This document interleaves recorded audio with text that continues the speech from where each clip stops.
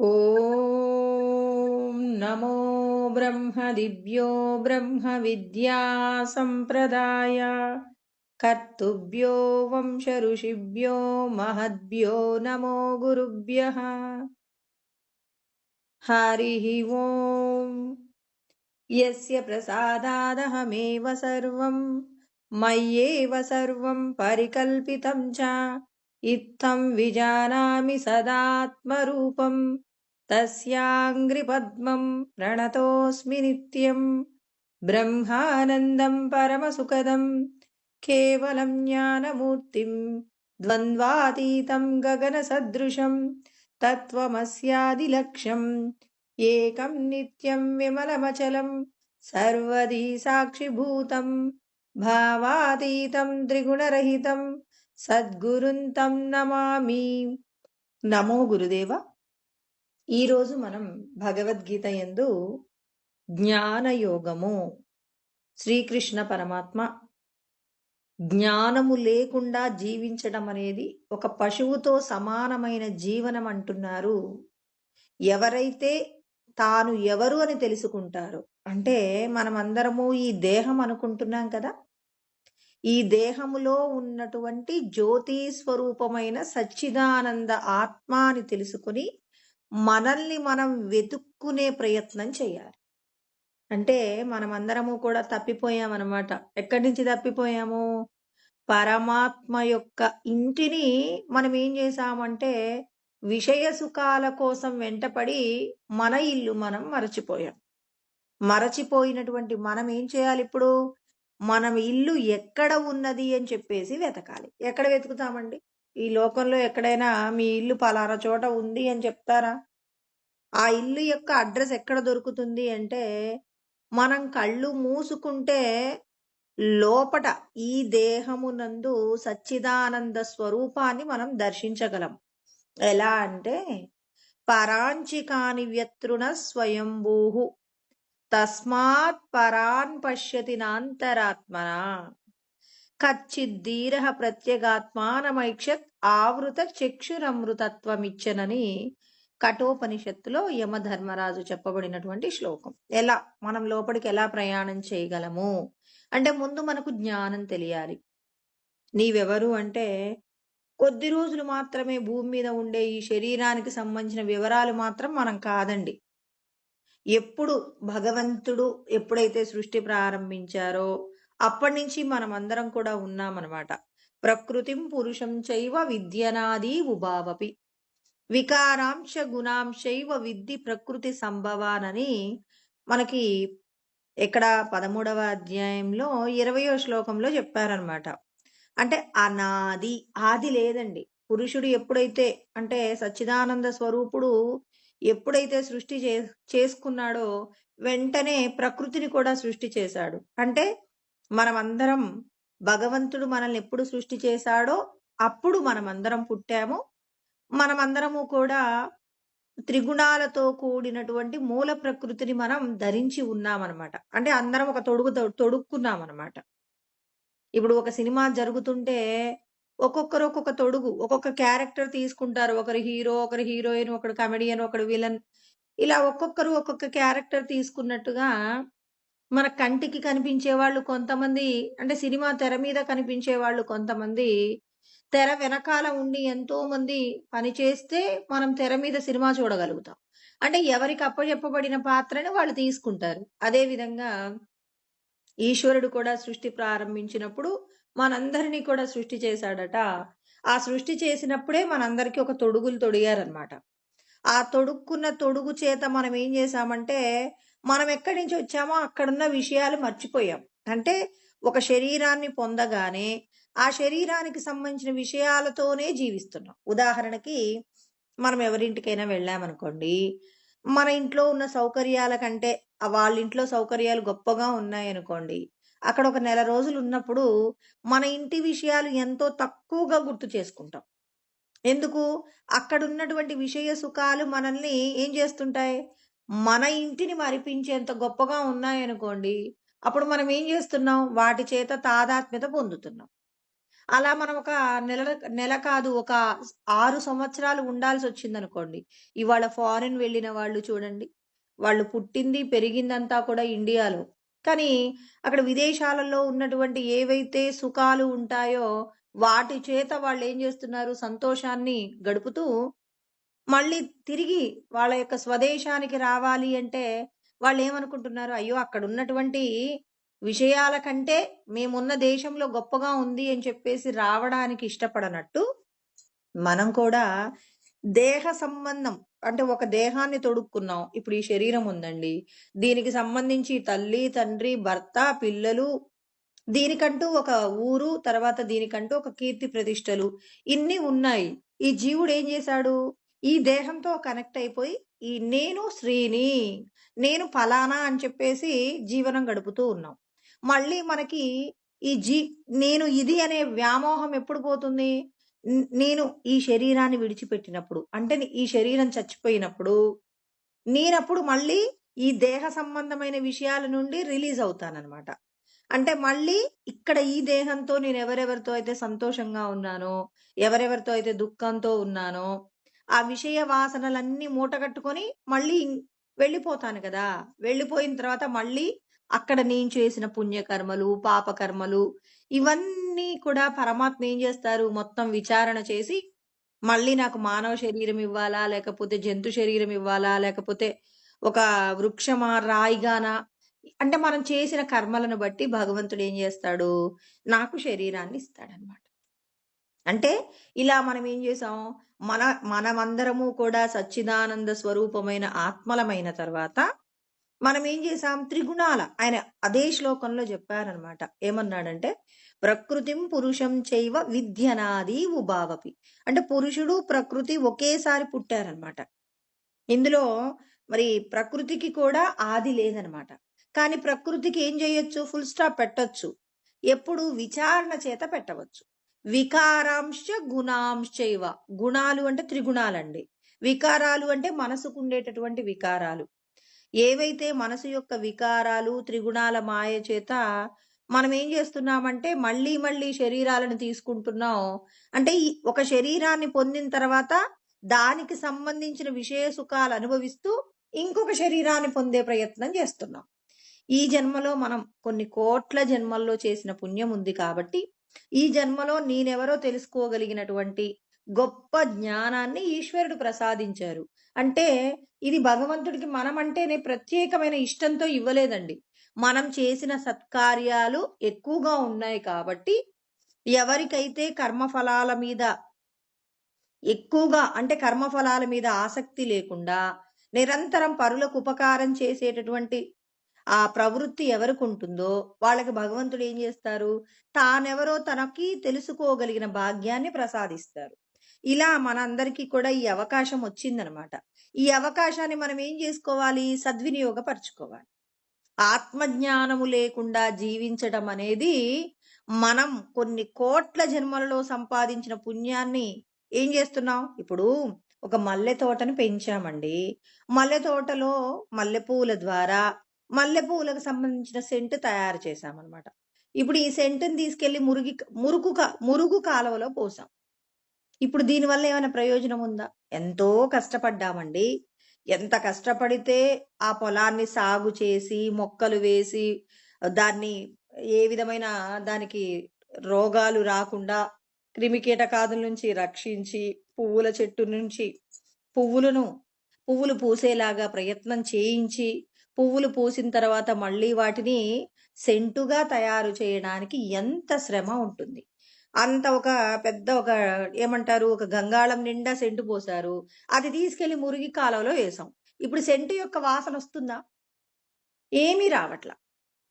అదే విధంగా మనం కూడా ఈ దేహ సంబంధమైనటువంటి ఈ సుఖాలన్నింటినీ కూడా అనుభవిస్తూ ఇదే శాశ్వతం అనుకుంటూ మనం జీవిస్తూ ఉన్నామనుకోండి, అప్పుడు మనం చేసిన పుణ్యం అంతా వృధా అయిపోతుంది. అంటే ఎంతో శ్రమ చేస్తే భగవంతుడు మనకి జ్ఞానం ఇచ్చారు. ఈ జ్ఞానంతో నిన్ను నువ్వు దిద్దుకోవడానికి ఉపయోగించుకోవాలి. కానీ సెంటు తయారు చేసిన తర్వాత దానిని ఎక్కడ ఉపయోగిస్తే దానికి విలువ పెరుగుతుందో అక్కడ ఉపయోగించాలి. అంతేకాని అనవసరమైన చోట అంటే దానికి విలువ లేని చోట దానిని ఉంచినప్పుడు ఏమైనా ప్రయోజనం ఉంటుందా? అదే విధంగా మనకి కూడా ఆత్మజ్ఞానం ఉన్నప్పుడు ఈ జ్ఞానము చేత మనం ఏం చేయాలి? సత్కర్మ చేయాలి. పరులకు ఉపకారం కలిగించే కర్మ చేయాలి అన్నప్పుడు ముందు మనం ఇంతకు ముందు ఆత్మజ్ఞానం లేనప్పుడైతే ఏదైనా ఒక వస్తువుని సంపాదించేటప్పుడు ఎవరి కోసం? కుటుంబం కోసమే ఆలోచిస్తాం. ఇప్పుడు లోకక్షేమం కోసం ఆలోచించి కర్మ చేశామనుకోండి, ఈ శరీరం ఉన్నన్ని రోజులు పరుల యొక్క శ్రేయస్సు కోసమే మనం జీవించామనుకోండి, అప్పుడు మనకి కూడా ఏమిస్తాడు పరమాత్మ అంటే కైవల్యాన్ని ప్రసాదిస్తారనమాట. అంటే మనం ముక్తులమవ్వాలి, బంధముక్తులమవ్వాలి అంటే ఎలా అవుతాం మనం? మనం చేసేటటువంటి కర్మల యొక్క ఫలితాలను ఈశ్వరుడికి సమర్పణ చేస్తే చాలు మనం భగవంతుడిని పొందుతాం. అంటే ఆత్మజ్ఞానం అనేది ఖచ్చితంగా మనిషికి ఉండి తీరాలి. ఇప్పుడు లోకంలో ఎన్నెన్నో వస్తువుల గురించి తెలుసుకుంటున్నాం కానీ, ఎన్ని వస్తువులు తెలుసుకున్నా ఈ శరీరం ఉన్నన్ని రోజులే ఉపయోగపడతాయి కానీ, ఈ శరీరం పడిపోయిన తర్వాత జీవుడికి ఏమైనా ఉపయోగపడతాయా? ఇప్పుడు ఒక వ్యక్తి చాలా పెద్ద ఉద్యోగం సంపాదించుకున్నాడండి. ఉద్యోగం సంపాదించుకొని అతడు చాలా బాగా పనిచేస్తున్నాడు. అధికమైన సంపదను పొందుతున్నాడు. అతడు కొద్ది రోజులకు మరణాన్ని పొందాడు. ఇప్పుడు ఇక్కడ తెలుసుకున్నటువంటి ఎంతో పెద్ద ఉద్యోగం అంటే చాలా పుస్తకాలను చదివి ఉంటాడు. మరి ఆ ఉద్యోగానికి సంబంధించిన జ్ఞానం ఇతడు శరీరం విడిచిపెట్టాక, ఇంకొక శరీరాన్ని పొందాక అతడికి ఏదైనా ఉపయోగం ఉంటుందా అంటే ఖచ్చితంగా ఉపయోగం ఉండదండి. కానీ ఈ జన్మలో గనక మనం కొంత బ్రహ్మజ్ఞానం తెలుసుకున్నాం. అంటే మీరెవరో తెలుసుకున్నారు.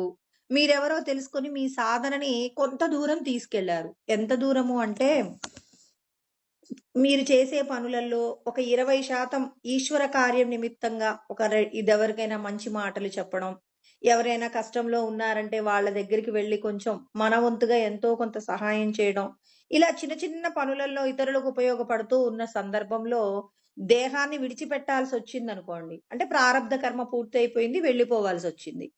ఇప్పుడు నువ్వు ఎందుకు ఇతరులకు నువ్వు మంచి పనులు చేస్తున్నావంటే అందరిలో భగవంతుడే ఉన్నారన్నారు కాబట్టి, నేను పెట్టిన భోజనం భగవంతుడికే అన్నారు కాబట్టి, కాకులకు భోజనం పెట్టినా అది భగవంతుడికి పెట్టిన భోజనమే.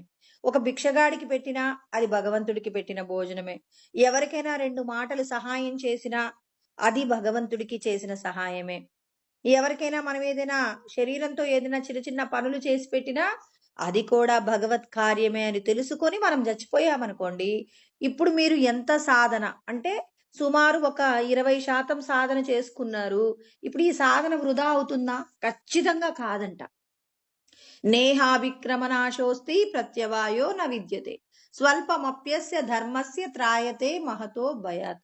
భయంకరమైన సంసారం అనే సాగరంలో నుంచి బయటపడడానికి ఖచ్చితంగా నువ్వు చేసిన ఉపకారం ఏదైతే ఉందో అది నిన్ను ఖచ్చితంగా రక్షిస్తుంది. నువ్వు ఇతరులకు చేసే ఉపకారాన్ని విడిచిపెట్టి భార్యాబిడ్డల కోసం జీవితాంతం నువ్వు కూడబెట్టినా అది నిన్ను రక్షించదు. కాబట్టి భగవంతుడు తెలుసుకోమంటున్నారు, మీరందరూ ఆత్మస్వరూపాలే కానీ నశించిపోయే ఈ దేహాలు కాదనే జ్ఞానం మనందరికీ తెలిసి ఉండాలి. లోకంలో ఎన్ని జ్ఞానాలున్నప్పటికీ ఆధ్యాత్మిక జ్ఞానాన్ని మించినటువంటి గొప్పదైన ఖరీదైన విలువైన వజ్రం ఈ లోకంలో ఏది కూడా లేదు. కాబట్టి ఆత్మజ్ఞానం ఉన్నవారు మాత్రమే మనిషిగా తాను చెయ్యవలసిన కర్తవ్యాన్ని నిర్వర్తిస్తారు. అంటే అప్పుడు కోపం వస్తుంది. ఆత్మజ్ఞానం లేని వాళ్ళు కూడా మంచి పనులు చేసేవాళ్ళు ఉంటారు కదండి. ఆత్మజ్ఞానం ఉన్న వాళ్ళ యొక్క గొప్పతనం ఏంటి అని చెప్పేసి చాలా మంది ప్రశ్నిస్తారు. భగవంతుడు ఏమంటున్నారంటే, నువ్వెవరో నీకు తెలియకుండా నువ్వు చేసే ప్రతి పని విలువలోకి వస్తుందని ఎలా అనుకుంటున్నారు? ఇప్పుడు ఒక వ్యక్తి అండి ఒక ఊరు వెళ్ళి అందరికీ కూడా సహాయం చేస్తున్నాడు. ఎందుకు సహాయం చేస్తున్నాడు అతడు అనంటే, ఏమో నాకు సహాయం చెయ్యాలనిపించిందండి, సహాయం చేస్తున్నాను అనంటే, మనం ఏమంటాం? ఎవరో అండి ఒక అపరిచితుడు అందరికీ కూడా మంచి చేయాలనుకున్నాడట, చేస్తున్నాడు. కానీ కొద్ది రోజుల తర్వాత ఆ వ్యక్తిని ఎవరో గుర్తుపట్టి, నాయన నువ్వు పలానా వాళ్ళ అబ్బాయివి కదూ, నేనెప్పుడో నిన్ను చిన్నప్పుడు చూశాను, నీ ముఖం మీదున్న మచ్చ చూసి నేను గుర్తుపట్టాను. ఎందుకంటే మీరు మా పక్కింట్లోనే ఉండేవాళ్ళు, నేను నిన్నెప్పుడు చూస్తుండేవాడిని. నీ మొఖం మీదున్న మచ్చ మరి తేనె రంగులో ఉంటుంది. ఇలాంటి మచ్చని నేనెప్పుడు ఎక్కడ ఎవరికీ చూసి లేను కాబట్టి నాకు గుర్తుంది. నువ్వు పలానా వాళ్ళ యొక్క అబ్బాయివి నాయనా. నీది ఈ ఊరే అని చెప్పాననుకోండి. ఇప్పుడు చూడండి అతడెంత సంతోషపడతాడో. అంటే నాకు లోకంలో ఇన్ని ఊర్లు ఉన్నా ఈ ఊరికే ఎందుకు సహాయం చేయాలనిపించింది? అంటే నా మూలాలు ఈ ఊర్లో ఉన్నాయి కాబట్టి, నేను చిన్నప్పుడు ఇక్కడే పెరిగి ఉన్నాను కాబట్టి, ఈ ఊరి మీద నాకు మమకారం పెరిగి, నేను ఈ ఊరికి ఉపకారం చెయ్యాలనుకున్నాను. చూడండి ఇంతకుముందు కూడా ఉపకారం చేశాడు. ఇప్పుడు చేసేటప్పుడు నా సొంత ఊరికి నేను ఉపకారం చేసుకుంటున్నానన్నప్పుడు ఎంత సంతోషమండి.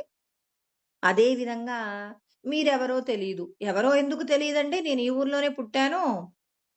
అందుకే ఇక్కడ నేను అన్ని పనులు చేసుకుంటున్నానంటే, మరి ఈ శరీరం పడిపోయిన తర్వాత నువ్వెక్కడికెళ్తావు? ఇప్పుడు వెంటనే ఏమో అందరూ చనిపోతున్నారు, నేను చనిపోతున్నాను. దానికి ప్రత్యేకత ఏముంది? మరి ఇలా ఎన్ని శరీరాలను పొందుతావు? నువ్వు ఈ శరీరంతో ఇక్కడే ఎందుకు పుట్టావు? పక్క ఊర్లో ఎందుకు పుట్టలేదు? మళ్ళీ విచారణ. పూర్వజన్మలలో మనం చేసిన కర్మల యొక్క ఫలితం ఈ జన్మలో మనల్ని ఈ కులంలో, ఈ ఊర్లో, ఇక్కడ ఎవరెవరికైతే రుణానుబంధం ఉందో వాళ్లకు మనం పుట్టామన్నమాట. అంటే ఈ ఊరికి మనకున్న సంబంధం ఏంటి? పూర్వము మనం చేసిన కర్మల యొక్క ఫలమే ఇవాళ మనల్ని ఇక్కడ పుట్టింప చేసింది. ఈ శరీరం పడిపోయిన తర్వాత మళ్ళీ ఇంకొక ఊర్లో పుట్టాలా? ఈ ఊరి మీద ప్రేమ ఉంటే మళ్ళీ ఈ ఊర్లోనే పుడతామండి. అంటే మీరు మళ్ళీ మళ్ళీ శరీరాలను తీసుకుంటూ పుట్టడం, చావడమే చేస్తుంటారా? మీరెక్కడి నుంచి వచ్చారో అక్కడికి వెళ్ళే ప్రయత్నం చేస్తారా? ఎక్కడికి వెళ్ళే ప్రయత్నము అంటే మీరెవరసలు?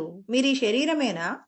ఈ శరీరము గొప్ప కులంలో ఉందని, లేకపోతే ఆ సంపదలున్నాయని, ఇంకేదో ఉందని బాగా ఆనందపడుతున్నారు. ఈ శరీరం పడిపోయిన తర్వాత మీ పరిస్థితి ఏంటి? ఈ విషయాల గురించి ఆలోచించిన వాళ్ళే గొప్పవాళ్ళండి. ఈ లోకంలో నాకెంత సంపద ఉంది, నేను ఇంకెంత సంపాదించాలి, ఇలాంటి విషయాల గురించి ఆలోచించే వాళ్ళ యొక్క జ్ఞానం చాలా అల్పమైనది. అధికమైనటువంటి జ్ఞానము, సర్వశ్రేష్టమైనటువంటి జ్ఞానం అంటే ఏంటంటే నువ్వెవరో నువ్వు తెలుసుకోవాలి.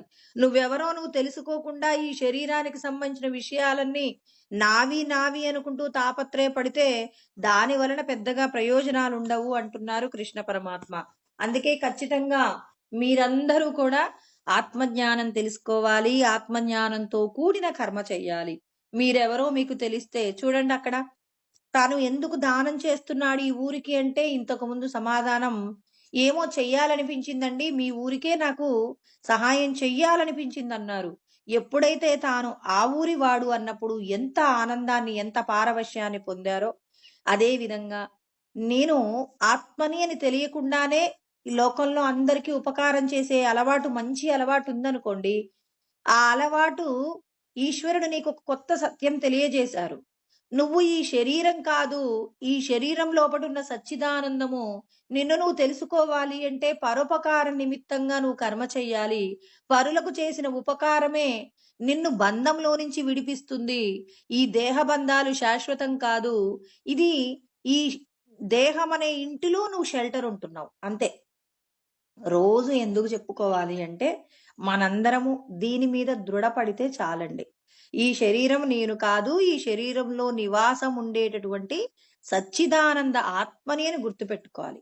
ఇప్పుడు మన ఇల్లు అనగానే మన ఇల్లు డాబానా, లేకపోతే పెంకుటిల్లా, డూప్లెక్సా ఏంది అనేది మనకు ఒక ఆలోచన ఉంటుంది. అదే విధంగా నువ్వెవరు అన్నప్పుడు ఈ శరీరం గురించి మాట్లాడితే భగవంతుడు చిన్నబోతాడు. నేను సచ్చిదానంద ఆత్మనే, ఈ ఇంట్లో నుంచి నేను విడిపడాలి, ఈ దేహం అనే ఇంటిలో నుంచి నేను విడిపడడానికి ప్రయత్నం చెయ్యాలని ఎవరి మనసైతే ఆరాట పడుతుందో, తనను తాను విడిపించుకోవడానికి ఎప్పుడెప్పుడా అని పరులకు ఉపకారం జరిగే కార్యాల కోసం ప్రయత్నం చేస్తుంటారో వాళ్ళంటే పరమాత్మకి ఎక్కువ ఇష్టం. శ్రీరామచంద్రుడి యొక్క వైరాగ్యానికి దేవతలందరూ, ఋషిగణాలు అందరూ కూడా వచ్చేశారట. ఎందుకొచ్చారు? తానెవరో తాను తెలుసుకుంటాననుకున్నటువంటి వాళ్ళు ఎవరైతే ఉంటారో వాళ్ళందరికీ నచ్చుతారండి. కేవలం ఈ శరీర సంబంధమైనటువంటి ఎన్నో పుణ్యకార్యాలు చేస్తుంటే మీకు అధికమైన పుణ్యం ఇస్తుంటారు, గొప్పదైన లోకాలకు వెళ్తుంటారు. కానీ శాశ్వతమైన ఎక్కడి నుంచి వచ్చారో అక్కడికి వెళ్ళడానికి చేసే ప్రయత్నం ఎవరైతే చేస్తుంటారో వాళ్లకు ప్రకృతి సహాయపడుతుందంటే సమస్త దేవతలు సహాయం చేస్తారు, ఋషి గణాలు సహాయం చేస్తారు, లోకంలో ఉన్న ప్రతి ఒక్కరూ మీ యొక్క ప్రయత్నానికి సహకరిస్తారు. ఎందుకు? ఎక్కడి నుంచి వచ్చామో అక్కడికి వెళ్ళటానికి ప్రయత్నం చేసే వాళ్ళు చాలా తక్కువ మంది ఉంటారని కృష్ణ పరమాత్మే చెప్పారు.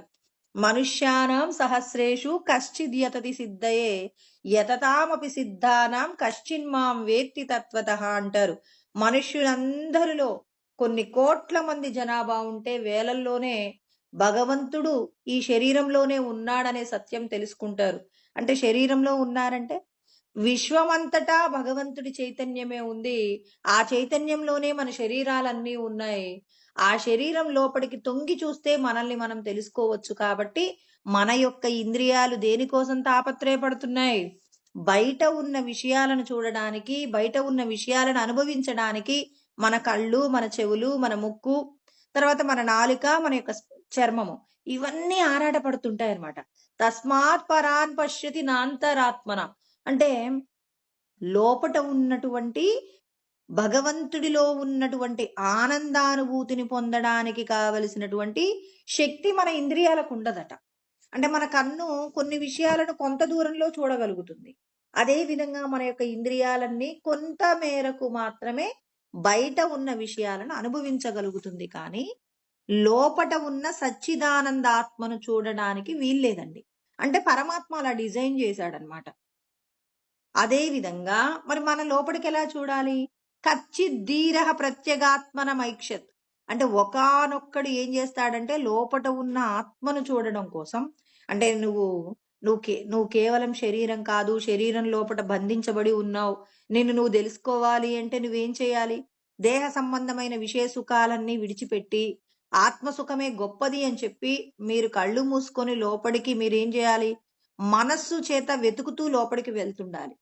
అలా వెళ్తూ ఉన్నప్పుడు ఏమవుతుంది? లోపల ఉన్న సచ్చిదానందుడు కనపడతాడు. అప్పుడు ఆయన ఏమన్నాడు? ఆవృత చక్షురమృతత్వం ఇచ్చింది. అంటే అమృత స్వరూపము, ఆనందము, ఎంత అనుభవించినా తరిగిపోని ఆనందం లోకం బయట లేదు, లోపటే ఉంది, నీ శరీరం లోపట ఉందన్నప్పుడు చూపుని లోపలికి తిప్పి ఆ అమృతాన్ని వెతికేటటువంటి ప్రయత్నం ఎవరైతే చేస్తారో అలా చేసినటువంటి వారి యొక్క ప్రయత్నం ఏమవుతుంది అనంటే భగవంతుణ్ణి తెలుసుకోగలిగిన భాగ్యం దొరుకుతుంది. అందరూ ప్రయత్నం చేస్తున్నాం చూడండి, మనమందరం ప్రయత్నం చేస్తున్నాం. కొన్ని కోట్ల మందిలో కొన్ని వేల మంది మాత్రమే భగవంతుడిని తన దేహంలో వెతికే ప్రయత్నం చేస్తారు. కానీ చాలా మంది మధ్యలోనే ఆగిపోతారు. పరుగు పందెం ప్రారంభమైనప్పుడు 1000 మంది ఉన్నారు, చివరికి 10 మంది మాత్రమే మిగులుతారు.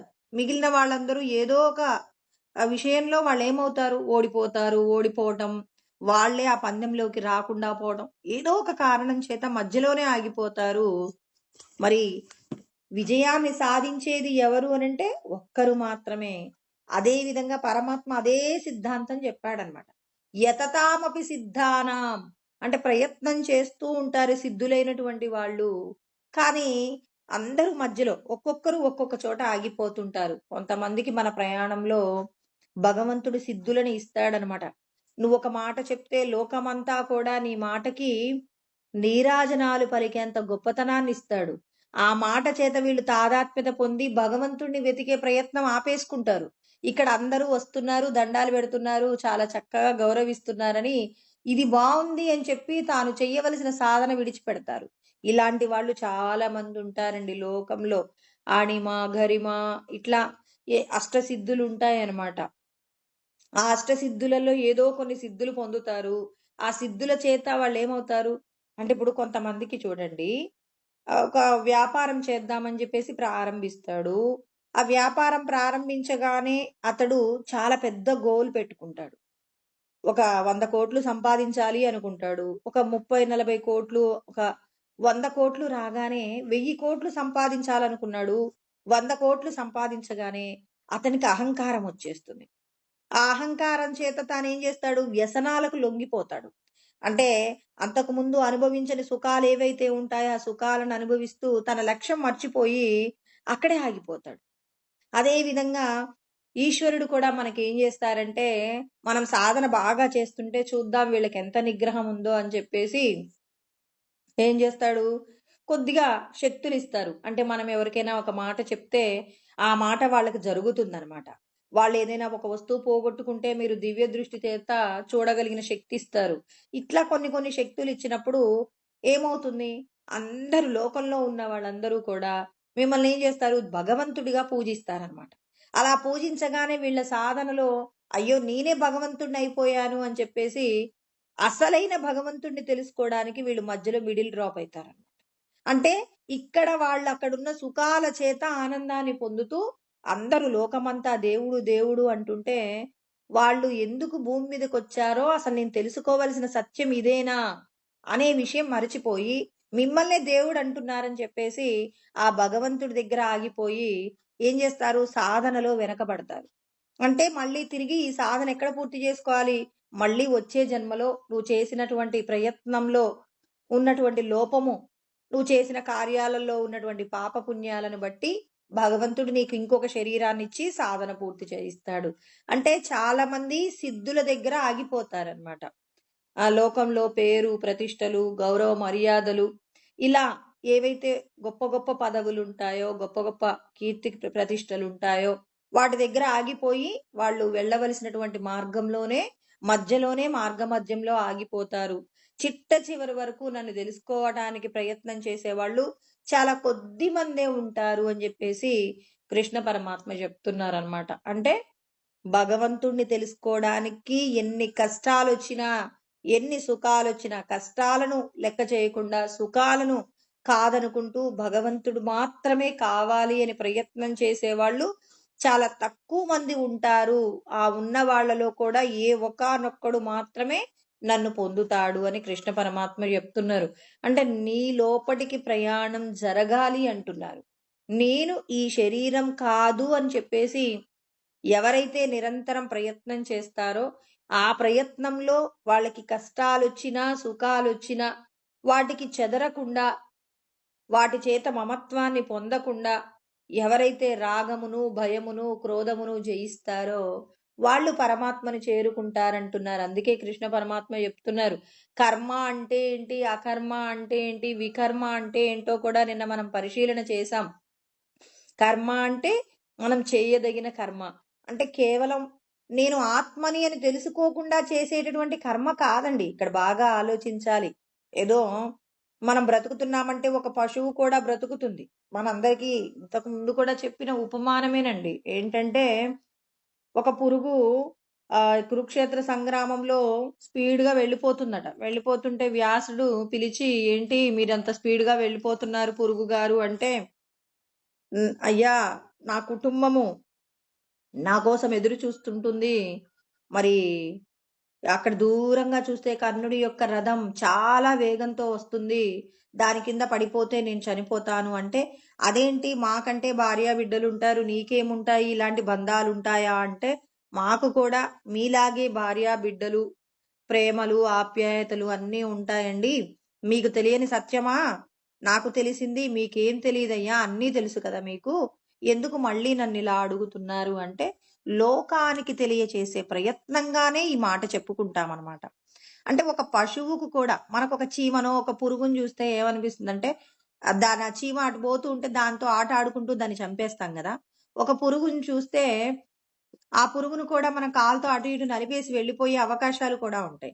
కానీ వాటికి కూడా జీవితం ఉంది అనే సత్యం ఎంతమంది గుర్తిస్తారు? ఇక్కడ పురుగు అంటే చాలా అల్పమైనటువంటి వస్తువుగా చూస్తాం గదండీ! అల్పమైనటువంటి వస్తువుగా చూసేటటువంటి మనకి, వాటికి కూడా నేనింటికి వెళ్ళకపోతే నా కుటుంబం ఎదురు చూస్తుంది అని మరి మనం ఆలోచిస్తాం. అయ్యో! ఈ పురుగు తన ఇంటికి తాను ఎళ్ళకపోతే తన భార్యాబిడ్డలు తన కోసం ఎదురు చూస్తుంటారు. వాళ్ళు కూడా బాధపడతారు అని మనం ఆలోచిస్తామా? ఆలోచించము.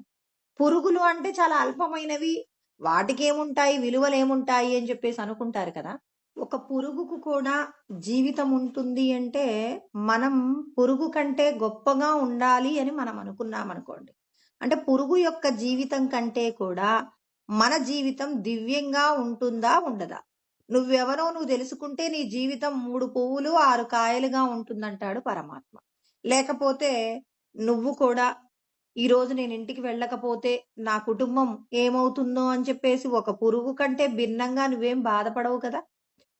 అంటే మనము కుటుంబం కోసం కష్టపడుతున్నాం.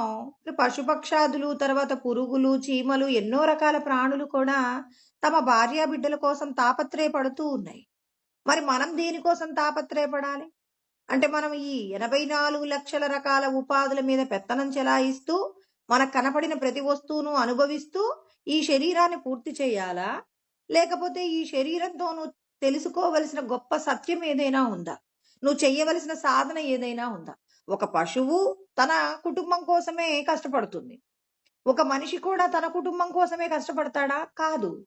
లోకక్షేమం కోసం ఆలోచించి లోకక్షేమం యొక్క మేలు కోసం ఎవరైతే కర్మ చేస్తారో వాడు మనిషి అంటాడు పరమాత్మ. అంటే మనిషిగా మారగలిగినటువంటి గొప్ప శరీరము మానవ శరీరం. అందుకే ఈ మానవ శరీరంతో నువ్వు ఏం తెలుసుకోవాలి? ఈ శరీరంలో నేను బంధింపబడి ఉన్న సచ్చిదానంద ఆత్మాని తెలుసుకోగలిగిన బుద్ధి చైతన్యం ఈశ్వరుడు ప్రవేశపెట్టారు. 84 లక్షల రకాల ఉపాధులలో మనిషికి తప్ప ఏ ప్రాణికి కూడా ఇలాంటి బుద్ధి చైతన్యం ఉండదు. మనకి కష్టం వస్తే మనం పూజ చేస్తే మన కష్టాలను తీర్చి మనకు వరాలిచ్చే దేవతలకు కూడా తెలియదండి ఇటువంటి సత్యం. నమే విదుస్సురగనా ప్రభవం న మహర్షయ. నా యొక్క గొప్పతనం దేవతలకి మహర్షులకు కూడా తెలియదు. ఎవరు తెలుసుకోగలుగుతారు? మనిషి తాను చేసినటువంటి సత్కర్మల వల్ల సంపాదించిన పుణ్యము చేత మరి భగవంతుడు ఏం చేస్తాడు? సత్య వస్తువైనటువంటి సచ్చిదానంద స్వరూపమైన పరమాత్మను తెలుసుకోగలిగిన ఐశ్వర్యం ఈశ్వరుడు మనిషికి ప్రసాదిస్తున్నారు. అంటే మనిషి జీవితం ఎంత గొప్పదో పరమాత్మ చెప్తున్నారనమాట. అందుకే మీరందరూ కూడా ఆత్మజ్ఞానాన్ని తెలుసుకోవాలి అంటున్నారు. అందుకే కిం కర్మ కిమ కర్మేతి కవయోప్యత్ర మోహితా. అంటే ఏది కర్మ ఏది అకర్మ అనటంలో మరి గొప్ప గొప్ప పండితులు అని పిలువబడుతున్న వాళ్ళు కూడా మోహమును చెందుతున్నారు. కర్మ అకర్మ విషయంలో వీళ్ళు మాటల రూపంలో చెప్పగలుగుతారు, కానీ ఆచరణలో దీన్ని ఏం చేస్తున్నారు? ప్రయత్నము చేత పొందడం సాధ్యం కావట్లేదట. ఇప్పుడు మాటలలో చెప్తున్నామండి, ఇది అకర్మ అండి, ఇది వికర్మ అండి, ఇది కర్మ అని చెప్పేసి అంటున్నారు. కానీ నిజ జీవితంలో ఆచరిస్తే కదా మీరందరూ సచ్చిదానంద స్వరూపం అయ్యేది అంటున్నాడు పరమాత్మ.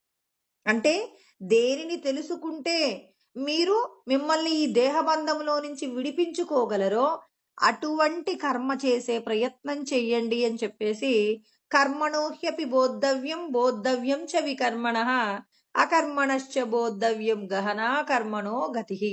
పరమాత్మ ఇక్కడ పదం మాట్లాడారు, గహనా కర్మణో గతి. అంటే సత్కర్మ చెయ్యటము అనేది చాలా లోతైనటువంటి ప్రక్రియ. అందరూ పట్టుకోలేరు. కొన్నింటి విషయంలో చేస్తున్నామనుకుంటారు కానీ జారిపోతారండి. ఎలా జారిపోతారు అంటే కర్మని అకర్మని రెండింటిని కూడా ఏం చేస్తారు అంటే పట్టుకోలేకపోతారు. కొన్ని ఇప్పుడు మన ఇంట్లోకి ఒక లంకె బిందె వచ్చింది అనుకోండి. ఇప్పుడు ఆ లంక బిందెని చూడగానే వెంటనే భగవంతుడి మీద నమ్మకం ఉన్న వాళ్ళు ఏం చేస్తారంటే, అబ్బా ఈశ్వరుడికి నా మీద ప్రేమ పెరిగిందండి, అందుకే నాకు ఇంత లంకె బిందెలు ఇచ్చారని చెప్పేసి మనం అనుకునే అవకాశం ఉంటుంది. అంటే ఇప్పుడు మనం ఏం చేసాం? ఆ సంపద చూడగానే ఈ సంపద నాది కాదు కదా, మరి ఎవరిదో, మరి గవర్నమెంట్కి ఇచ్చేస్తే సరిపోతుంది కదా అని చెప్పేసి మనం అనుకుంటామా? భగవంతుడంటే ఇష్టమే, భగవంతుడే ఇచ్చాడు అనుకుంటాం. కానీ భగవంతుడు చెప్పిన మాటని ఆచరించడంలో మాత్రం మనం ఏం చేస్తాం? నేను నాది అనే కుటుంబము మనల్ని ఏం చేస్తుంది? ఆ సంపద మనమే అనుభవించాలనేటటువంటి కోరికని కల్పిస్తుందండి. ఇప్పుడు నువ్వు ఈ శరీరం కాదు, శరీరంలో ఉన్నటువంటి ఆత్మవే, నువ్వు ఒక పని చేయడం నిమిత్తమే ఈ శరీరం తీసుకున్నావు, కానీ అంటే ధర్మంతో కూడిన కార్యం చేయడానికే నువ్వు శరీరం తీసుకున్నావు, కానీ ఈ శరీర సంబంధమైన విషయాలలో బంధింపబడడానికి నువ్వు పుట్టలేదు అనే ఆత్మజ్ఞానాన్ని గనక మనం ప్రతిరోజు కూడా ఆచరిస్తున్నామనుకోండి, ఆచరిస్తున్నప్పుడు ఏం చేస్తాం? మనది కాని సంపద మీద మనకు చిన్న కోరిక కూడా ఉండదండి. వెంటనే ఆ సంపద మనది కాదు కాబట్టి ఏం చేస్తాం? దాన్ని ఏం చేస్తాము అంటే గవర్నమెంట్ వాళ్ళని పిలిచి వాళ్ళకి ఆ ఏదైతే దొరికినటువంటి లంకె బిందెలు ఉన్నాయో వాటిని అప్పజెప్పాలంటే ఎంత ధైర్యం ఉండాలండి? ఎంత ధీరుడైనటువంటి వాడు చేయగలుగుతాడు? అందరూ చేయగలుగుతారా? 100కి 99.9% మంది ఏం చేస్తారు? తమ అవసరాల నిమిత్తం వినియోగించుకుందామనుకుంటారే తప్ప దానిని వేరొకరికి ఇవ్వాలనే కోరిక కలిగి ఉండరు. ఎందుకంటే మాయ యొక్క గొప్పతనం అండి. ఎవరి తప్పేం కాదిది. మాయ ఏం చేస్తుంది? ఈ శరీరంతో ఉన్నన్ని రోజులు ఇది నా కుటుంబము, వీళ్ళు నా వాళ్ళనేటటువంటి బంధం మనల్ని ఏం చేస్తుందంటే ఎప్పటికప్పుడు ధర్మాన్ని పక్కకు నెట్టే ప్రయత్నం చేయిస్తుంది. మరి ఈ ప్రయత్నంలో నుంచి మనం బయటపడాలంటే ధీరులైన వాళ్ళకే కుదురుతుంది. నేను ఈ శరీరంలో బంధింపబడి ఉన్న ఆత్మనే, నన్ను నేను విడిపించుకోవడానికే ఈ శరీరం తీసుకున్నాను కానీ నేను ఈ దేహబంధమైన సుఖాల కోసం పుట్టలేదు. అంటే దేహానికి సంబంధించి ఎవరో మనల్ని పొగుడుతుంటే ఆనందం. మనం గొప్పవాళ్ళము అని అనుకున్నప్పుడు మనకెంతో ఆనందం. మనము కోరుకున్న వస్తువును కొనుక్కోవడానికి కావలసిన సంపద మన దగ్గర ఉన్నప్పుడు ఆనందం. ఇన్ని సుఖాలు వదిలేసి ఇవాళ మన కళ్ళ ముందు కనపడుతున్న సంపదను విడిచిపెట్టి కోరి కష్టాలు ఎవరైనా తెచ్చుకుంటారా అండి? ఎవ్వరూ తెచ్చుకోరు. ఎందుకు తెచ్చుకోరు? బ్రతికున్నంత కాలం వీటితో సుఖం అనుభవించాలనే కోరిక మనందరికీ ఉంటుంది.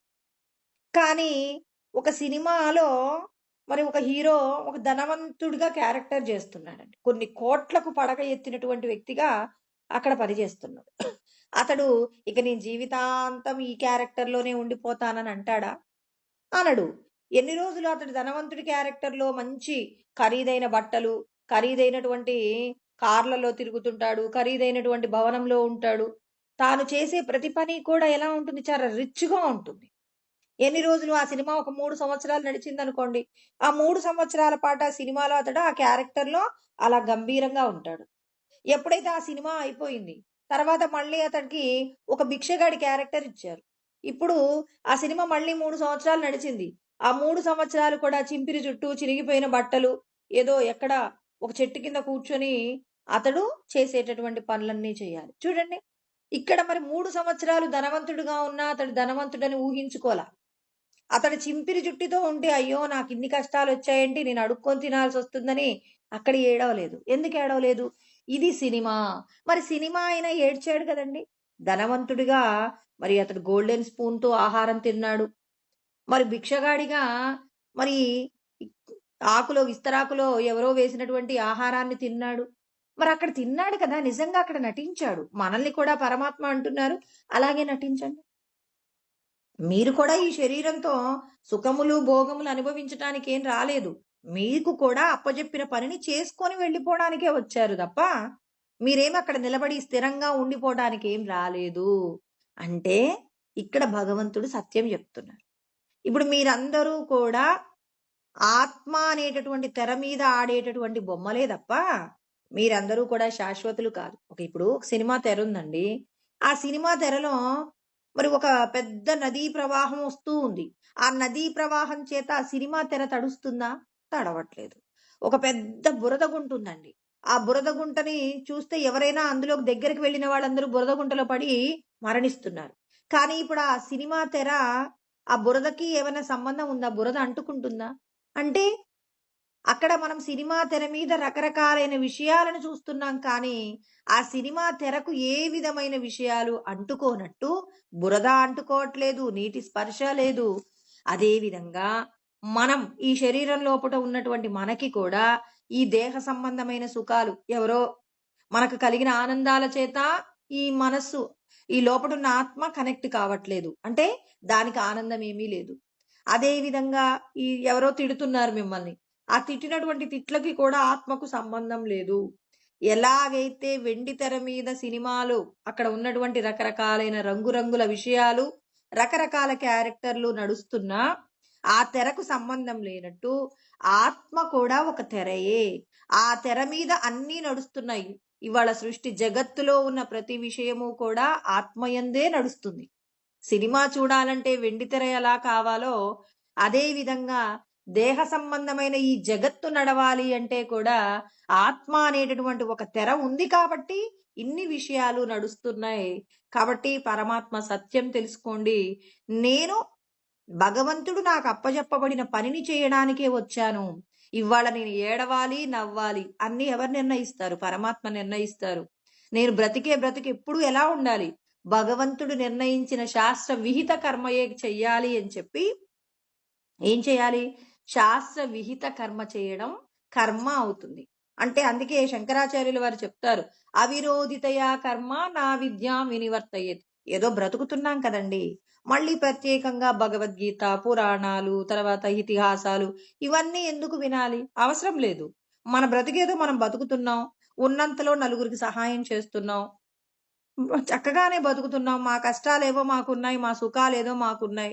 మమ్మల్ని ఇలా వదిలేయండి. ఎందుకు దేవాలయాలంటారు, తర్వాత ఇంకా భగవంతుడి జ్ఞానము, శ్లోకాలు తెలుసుకోవాలి, అందులో ఉన్న అర్థ వివరణ తెలుసుకోవాలి. ఎందుకండి మాకు? మేము హాయిగా బతుకుతున్నాం గదా అంటే ఎన్నాళ్ళు బతుకుతారు? ఈ శరీరం ఉన్నన్ని రోజులు బతుకుతారు. ఈ శరీరం పడిపోయిన తర్వాత మీరెక్కడికెళ్తారు? అసలు ఆ విషయాల గురించిన ఆలోచన మీకేం ఉండదా? ఈ శరీరం పుట్టక ముందు మీరు ఏమేం పాపాలు చేశారో ఇవాళ మీరు అంత కష్టపడుతున్నారు. మీరు పూర్వజన్మల్లో ఎన్ని పుణ్యాలు చేశారో మీరు ఇవాళ సుఖపడుతున్నారు. అంటే పూర్వజన్మల్లో చేసిన దానికి ఈ శరీరం పొందారు. ఈ శరీరంతో చేసిన విషయాలలో ఏది మంచో ఏది చెడో తెలుసుకోకుండా, అసలు మీరు ఎందుకు ఒక పని చేస్తున్నారో తెలుసుకోకుండా, మీకు నచ్చినట్టుగా బతుకుతూ మళ్ళీ మళ్ళీ శరీరాలు పొందుతూనే ఉంటారా? ఇక తెలుసుకోగలిగిన బుద్ధి చైతన్యంతో మీరు సత్య వస్తువులు తెలుసుకుంటారా? విచారణ చెయ్యాలన్నమాట. నేను ఆత్మస్వరూపమైనప్పుడు నేను ఏ కర్మ చెయ్యాలి? ఈ దేహమే నేను అనుకున్నప్పుడు భార్యాబిడ్డల కోసం తప్పులు చేసే అవకాశం ఉంటుంది. ఎందుకు? కుటుంబం తప్ప మనకు సర్వస్వం ఏదీ లేదండి. ఎప్పుడైతే నేను ఈ శరీరంలో ఉన్న సచ్చిదానంద ఆత్మ అని తెలిసినప్పుడు, ఇప్పుడు నీ కోసం నువ్వు ప్రయత్నం చేయాలి. మనందరం చేయాల్సిన ప్రయత్నం ఇదేనండి. కేవలం మాటలతో మనం మనస్సుకు నచ్చజెప్పడం కాదు. మనం ఏం చేయాలి? ఆచరణ ద్వారా మనం ఏం చేయాలి? సిద్ధిని పొందే ప్రయత్నం చేయాలి. అంటే సిద్ధి అంటే భగవంతుణ్ణి తెలుసుకోగలిగిన భాగ్యాన్ని మనం ఏం చేయాలి? సంపాదించుకోవాలి. పరమాత్మను మెప్పించాలి. అనుక్షణం భగవంతుడికి నచ్చే కర్మ శాస్త్రం చెప్పినట్టుగా చేస్తే భగవంతుడికి నచ్చుతాం. ఒక ఉద్యోగం చేసేటప్పుడు యజమానికి నచ్చేలాగా కర్మ చేస్తాం కదండి. అదే విధంగా మనం చేసే ప్రతి పని భగవంతుడికి నచ్చాలని, భగవంతుడికి నచ్చాలంటే భగవంతుడి శాస్త్రం చెప్పాడు. ఆ శాస్త్రాన్ని మనం ఏం చేయాలి? తెలుసుకోవాలి. తెలుసుకున్న దానిని ఏం చేయాలి? ఆచరించాలి. ఆచరిస్తూ భగవంతుడితో మనం మాట్లాడాలి. మీ లోపటున్న భగవంతుడికి చెప్పండి, స్వామి నేను ఈ పని చేశానండి, ఇందులో నాకు ఏమాత్రం స్వార్థం లేదండి. ఇందులో నేను ఇవాళ ఒక పని చేశాను, ఈ పనిలో ఇంతమందికి మంచి జరిగేలాగా చేశాను, ఇంతమందికి నేను ఉపకారం చేశాను.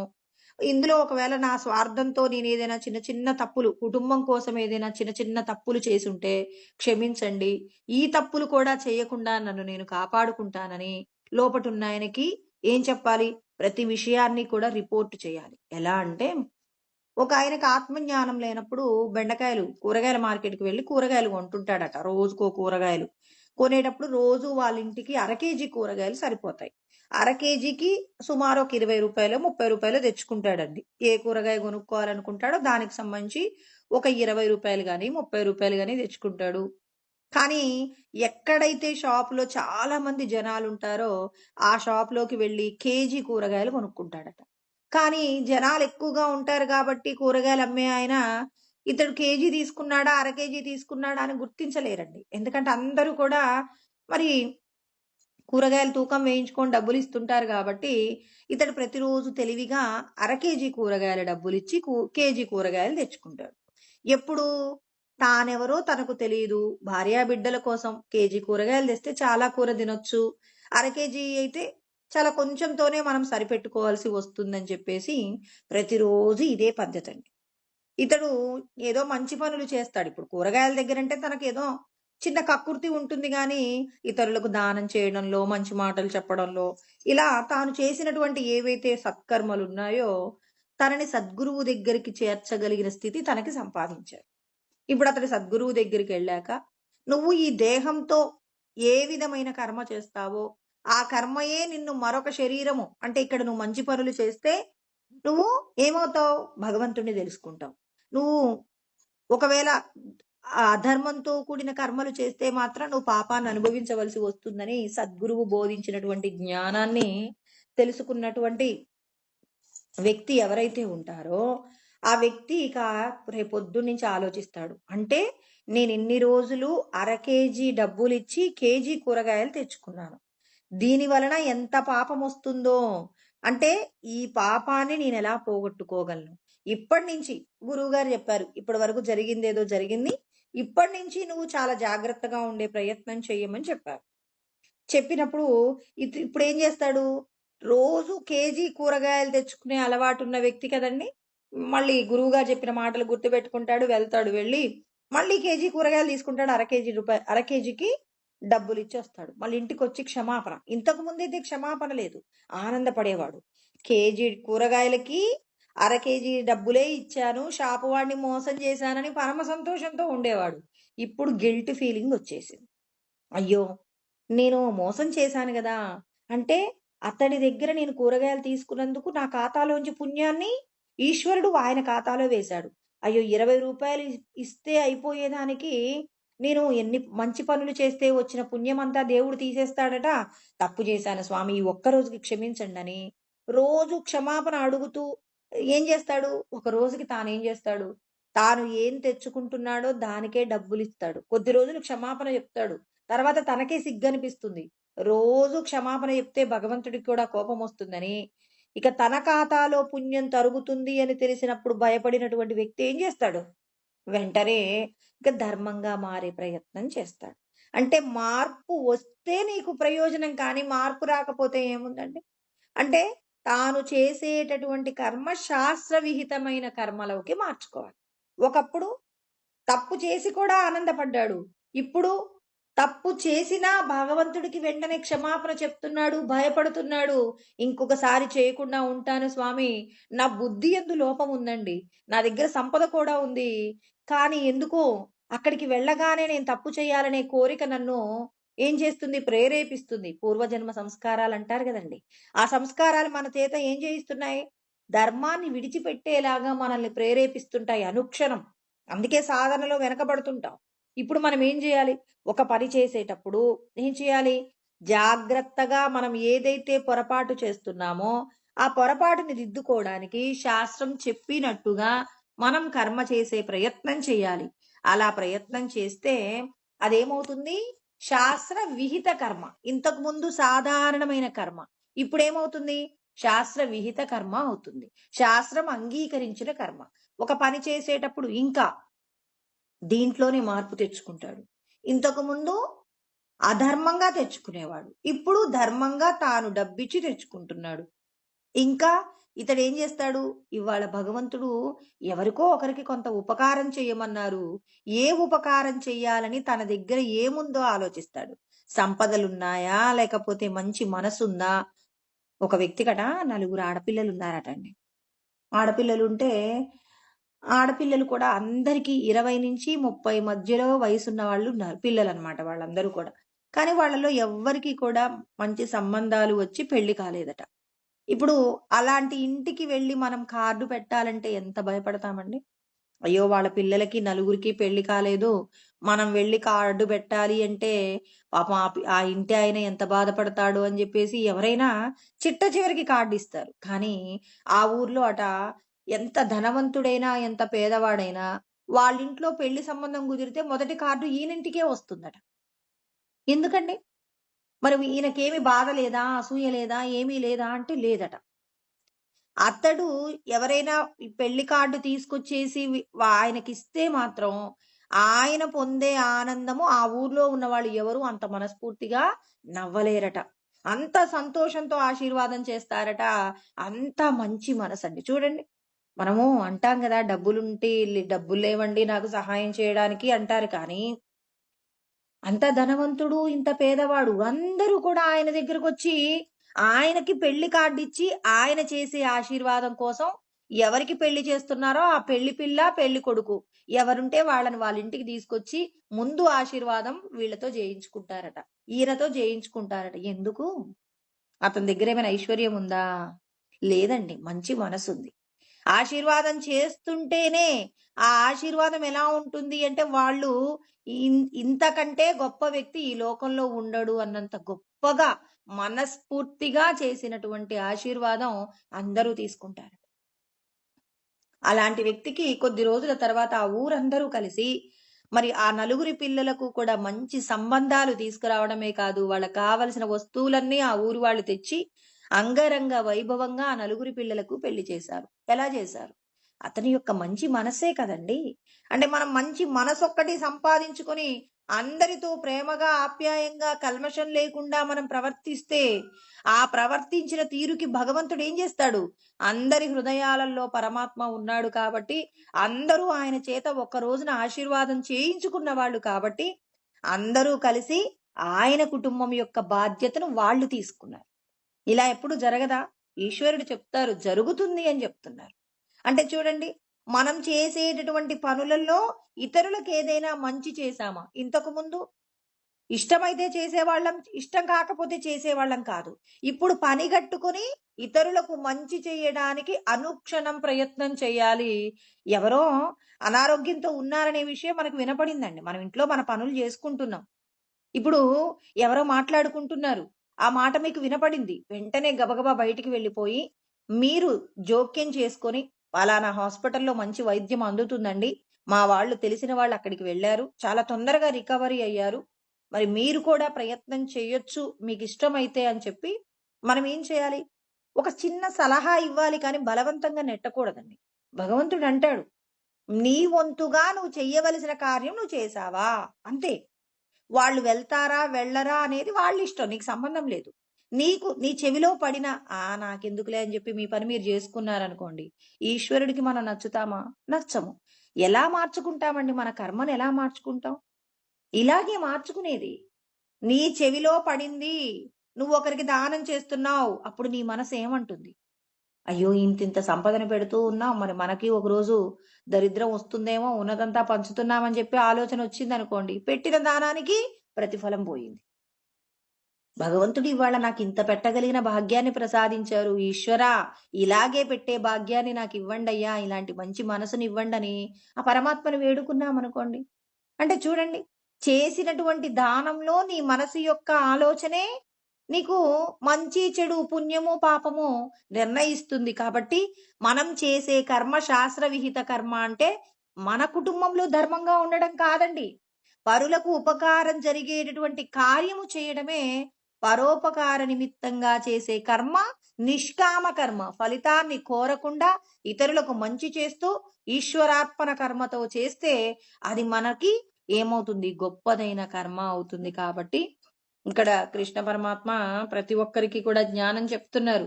అందరూ కూడా కర్మ చెయ్యాలి. మరి ఈ కర్మలో అకర్మ అంటే ఏంటి అసలు? కర్మణ్య కర్మయ పశ్యేద కర్మణి చ కర్మయ స బుద్ధిమాన్ మనుష్యేషు సయుక్త కృష్ణ కర్మకృత్ అంటున్నారు. అంటే కృష్ణ పరమాత్మ కర్మ గురించి చెప్తున్నారు. ఇప్పుడు మనము ఒక పని చేసాం. ఒక పని చేసిన తర్వాత కృష్ణ పరమాత్మ ఏం చెప్తున్నారు? కర్మ యందు అకర్మ అంటే ఏంటి? అంటే ఒక పనిని చేస్తున్నప్పుడు నీ యొక్క మనసు యొక్క తీరు ఎలా ఉందో గమనించమంటున్నారు. ఇప్పటివరకు చెప్పిన మాటలే అవి. ఒక పని చేసేటప్పుడు నీ మనసుయే నిర్ణయిస్తుందన్నమాట. మన ఏవ మనుష్యానం బంధ మోక్షయో కారణం అంటారు. నీ మనసే బంధాన్న మోక్షాన్ని కలిగించడమా అనేది మన మనస్సు నిర్ణయిస్తుంది. అంటే ఒక పనిని చేస్తున్నప్పుడు ఆ పని యందు నీ మనసు యొక్క తీరు ఎలా ఉందో చూడాలి. మనం చేసేటటువంటి కర్మలో ఉన్నటువంటి దోషాలను మనం ఏం చేయాలి? పోగొట్టుకోవాలి. ఇతరులకు మనం మంచి చెయ్యాలనేటటువంటి తాపత్రయమే తప్ప పరులకు అన్యాయం జరిగే విధంగా మనం కర్మ చేస్తున్నామంటే ఎవరికి దూరం అవుతున్నాం? భగవంతుడికి దూరం అవుతాం. అన్యాయంగా సంపాదించి కుటుంబాన్ని ధనవంతుల స్థాయిలో కూర్చోబెట్టగలమేమో కానీ భగవంతుడి దృష్టిలో మనం ఏమవుతామంటే చాలా తక్కువ హీనమైన స్థాయిలోకి వెళ్ళిపోతాం. కాబట్టి కర్మ యందు అకర్మ, అకర్మ యందు కర్మను చూడటం నేర్చుకోండి. ఒక పని చేస్తున్నప్పుడు మీ మనసు యొక్క ఆలోచనను మీరు గమనిస్తూ ఉండండి. మీరు ఇప్పుడు ఏం చేస్తున్నారు? ఏది మీ కుటుంబానికి సంబంధించినటువంటి కార్యాలన్నింటినీ చేస్తూ ఆ కార్యములో, ఆ కర్మయందు మీ యొక్క మనసు యొక్క అంటే ఇక్కడ పరమాత్మ చెప్పిన విషయం చిన్నదేనండి. ఏమీ లేదు. ఫలితాన్ని ఈశ్వరుడికి సమర్పించండి అంటుంది. మీ కుటుంబ సంబంధమైన కర్మలు చేస్తున్నా, లేకపోతే పరులకు ఉపకారం చేసేటటువంటి కర్మలు చేస్తున్నా, ఏ కర్మ చేస్తున్నా మీరేం చెయ్యొచ్చట? ఫలితాన్ని ఈశ్వరుడికి సమర్పణ చేయండి. ఈ పని చేస్తున్నాం, భగవంతుడు నాకు ఈ పని అప్పచెప్పాడు చేస్తున్నామని కర్తృత్వాన్ని ఎవరికి అప్పచెప్పాలి? భగవంతుడికి అప్పచెప్పాలి. నేను చేస్తున్నాననేటటువంటి అహంకారంతో మీరు కర్మ చేశారనుకోండి, అప్పుడు మనం కష్టాలలో పడతాం. అందుకే కృష్ణ పరమాత్మ చెప్పిన మాట చెప్పుకోవాలి. ఇక్కడ 5వ అధ్యాయంలో చెప్పారు, 14, 15 శ్లోకాలలో చెప్తారు. ఏమంటారు? నా కర్తృత్వం నా కర్మాణి లోకస్య సృజతి ప్రభు నా కర్మ ఫల సంయోగం స్వభావస్తు ప్రవర్తతే. పరమాత్మ చెప్తున్నారు మనందరికీ సందేశం. మనం అందరం ఎలా చేస్తామంటే, ఒక పని చేసేటప్పుడు ఈశ్వరుడు ఏమంటున్నారు? మీరు చేసేటటువంటి కర్మల యొక్క కర్తృత్వానికి నేనైతే బాధ్యత వహించను. మీరందరూ ఎలాంటి పనులు చేస్తారో తెలుసా? మీకు సత్వగుణం ఉందనుకోండి, ఇతరులకు మంచి చేస్తారు. తర్వాత రజోగుణం ఉందనుకోండి, మీ కుటుంబానికి మంచి చేసుకుంటారు. తమో గుణం ఉందనుకోండి, ఈ శరీరం యొక్క ఏమంటారు, ఈ శరీరము విలాసాలతో సోమరిగా పాపపు కార్యాలు చేయడానికి, తర్వాత చెయ్యకూడనటువంటి విషయాలన్నీ అనుభవించడం కోసం అని చెప్పి ప్రయత్నం చేస్తుంది. ఇలా తమో గుణంతో చేస్తుంది. అంటే మీ యొక్క స్వభావం, చివర్లో చెప్పారు చూడండి, స్వభావస్తు ప్రవర్తతే. మీరు పూర్వజన్మలలో ఏ విధమైన గుణంతో కూడి కర్మ చేశారో ఆ కర్మను బట్టి మీరు ఏం చేస్తారు? ఈ జన్మలో కూడా ప్రయత్నం చేస్తూ ఉంటారు. అలా ప్రయత్నం చేస్తున్నప్పుడు మీరు పాపపు కార్యాలు చేస్తే వచ్చే ఫలితం పాపం అనుభవించాలి. మీరు పుణ్యాలు చేస్తే మీరు పుణ్యాన్ని అనుభవించాలి. వీటినైతే నేను తీసుకోనండి. నాదత్తే కస్యచిత్ పాపం న చైవన సుకృతం విభుః అంటున్నాడు. మీరు చాలా పుణ్యాలు చేశారు, దానివల్ల చాలా పుణ్యం వచ్చింది. భగవంతుడు అంటాడు నేనైతే తీసుకోనంటాడు. భగవంతుడు పుణ్యాలు కూడా తీసుకోనంటున్నాడు. ఇది గుర్తుపెట్టుకోవాలి. చాలా మంది అంటున్నారు ఆత్మజ్ఞానం నాకెందుకండి అంటున్నారు కదండి. మీకు చాలా పుణ్యాలు ఉన్నాయండి. మీరు ఇంకా ఒక 1000 జన్మలు ఎత్తాలి. చక్కగా మీరు 1000 జన్మలు ఎత్తాల్సింది. లేదండి నేను చాలా పుణ్యాలు చేశాను కదండి, మరి ఈ పుణ్యాలన్నింటినీ కూడా మీ ఖాతాలో తీసుకొని నాకు కైవల్యాన్ని ప్రసాదించండి, బంధ విముక్తుల్ని చెయ్యండి అన్నారనుకోండి, నేను చెయ్యనంటున్నాడు. పరమాత్మ నేను చేయనంటున్నాడు. నా దత్తే కస్యచిత్ పాపం న చైవన సుకృతం విభుః. మీ పుణ్యాలు నేను తీసుకోను. పాపాలు చాలా ఉన్నాయి. మీరు ఒక 1000 జన్మలలో చాలా శరీరాలు పొంది పాపం అనుభవించాలి. స్వామి తెలుసో తెలియకో తప్పు చేశాను స్వామి, క్షమించండి స్వామి అంటే కుదరదు. కుదరదనే చెప్తున్నాడు. మీ పుణ్యాలు మీ పాపాలు నేను తీసుకోను. ఎందుకు తీసుకోరండి? అంటే నేను చేస్తున్నానన్న అహంకారంతో చేశావు కదా. ఇప్పుడు నేను 1000 మందికి భోజనం పెట్టానని చెప్పేసి రోజు నా చేతనైనంత భోజనాలు పెడుతున్నాను, అందరికీ దానాలు చేస్తున్నాను. అందరికీ దానాలు చేస్తూ ఉండి నేను చేస్తున్నా అన్నావు. చేసిన దానికి పుణ్యం వచ్చింది. ఆ పుణ్యాన్ని నువ్వేం చేయాలి? నువ్వే అనుభవించు. అంటే నేను చేస్తున్నాననేటటువంటి అహంకార బుద్ధితో నువ్వు చేశావు కాబట్టి దానివల్ల పుణ్యమో పాపమో నీకు వస్తుంది. ఆ వచ్చిన దాన్ని నువ్వే అనుభవించాలి, నాకు సంబంధం లేదు. అంటే నేను చేస్తున్నాను అంటే ఈ శరీరానికి సంబంధించి ఈ శరీరమే నేననుకొని మీరు చేసిన కర్మ అదేమవుతుందంటే పుణ్యమో పాపమో ఇస్తుంది. పుణ్యము పాపము ఇవ్వకుండా ఉండాలంటే ఏం చేయాలి? నేను ఈ శరీరం లోపట ఉన్న సచ్చిదానంద ఆత్మయే కానీ నేను ఈ శరీరం కాదని మనం ఏం చేయాలి? చేసే ప్రతి ఒక్క కర్మకు కర్తృత్వాన్ని ఎవరికి అప్పచెప్పాలి?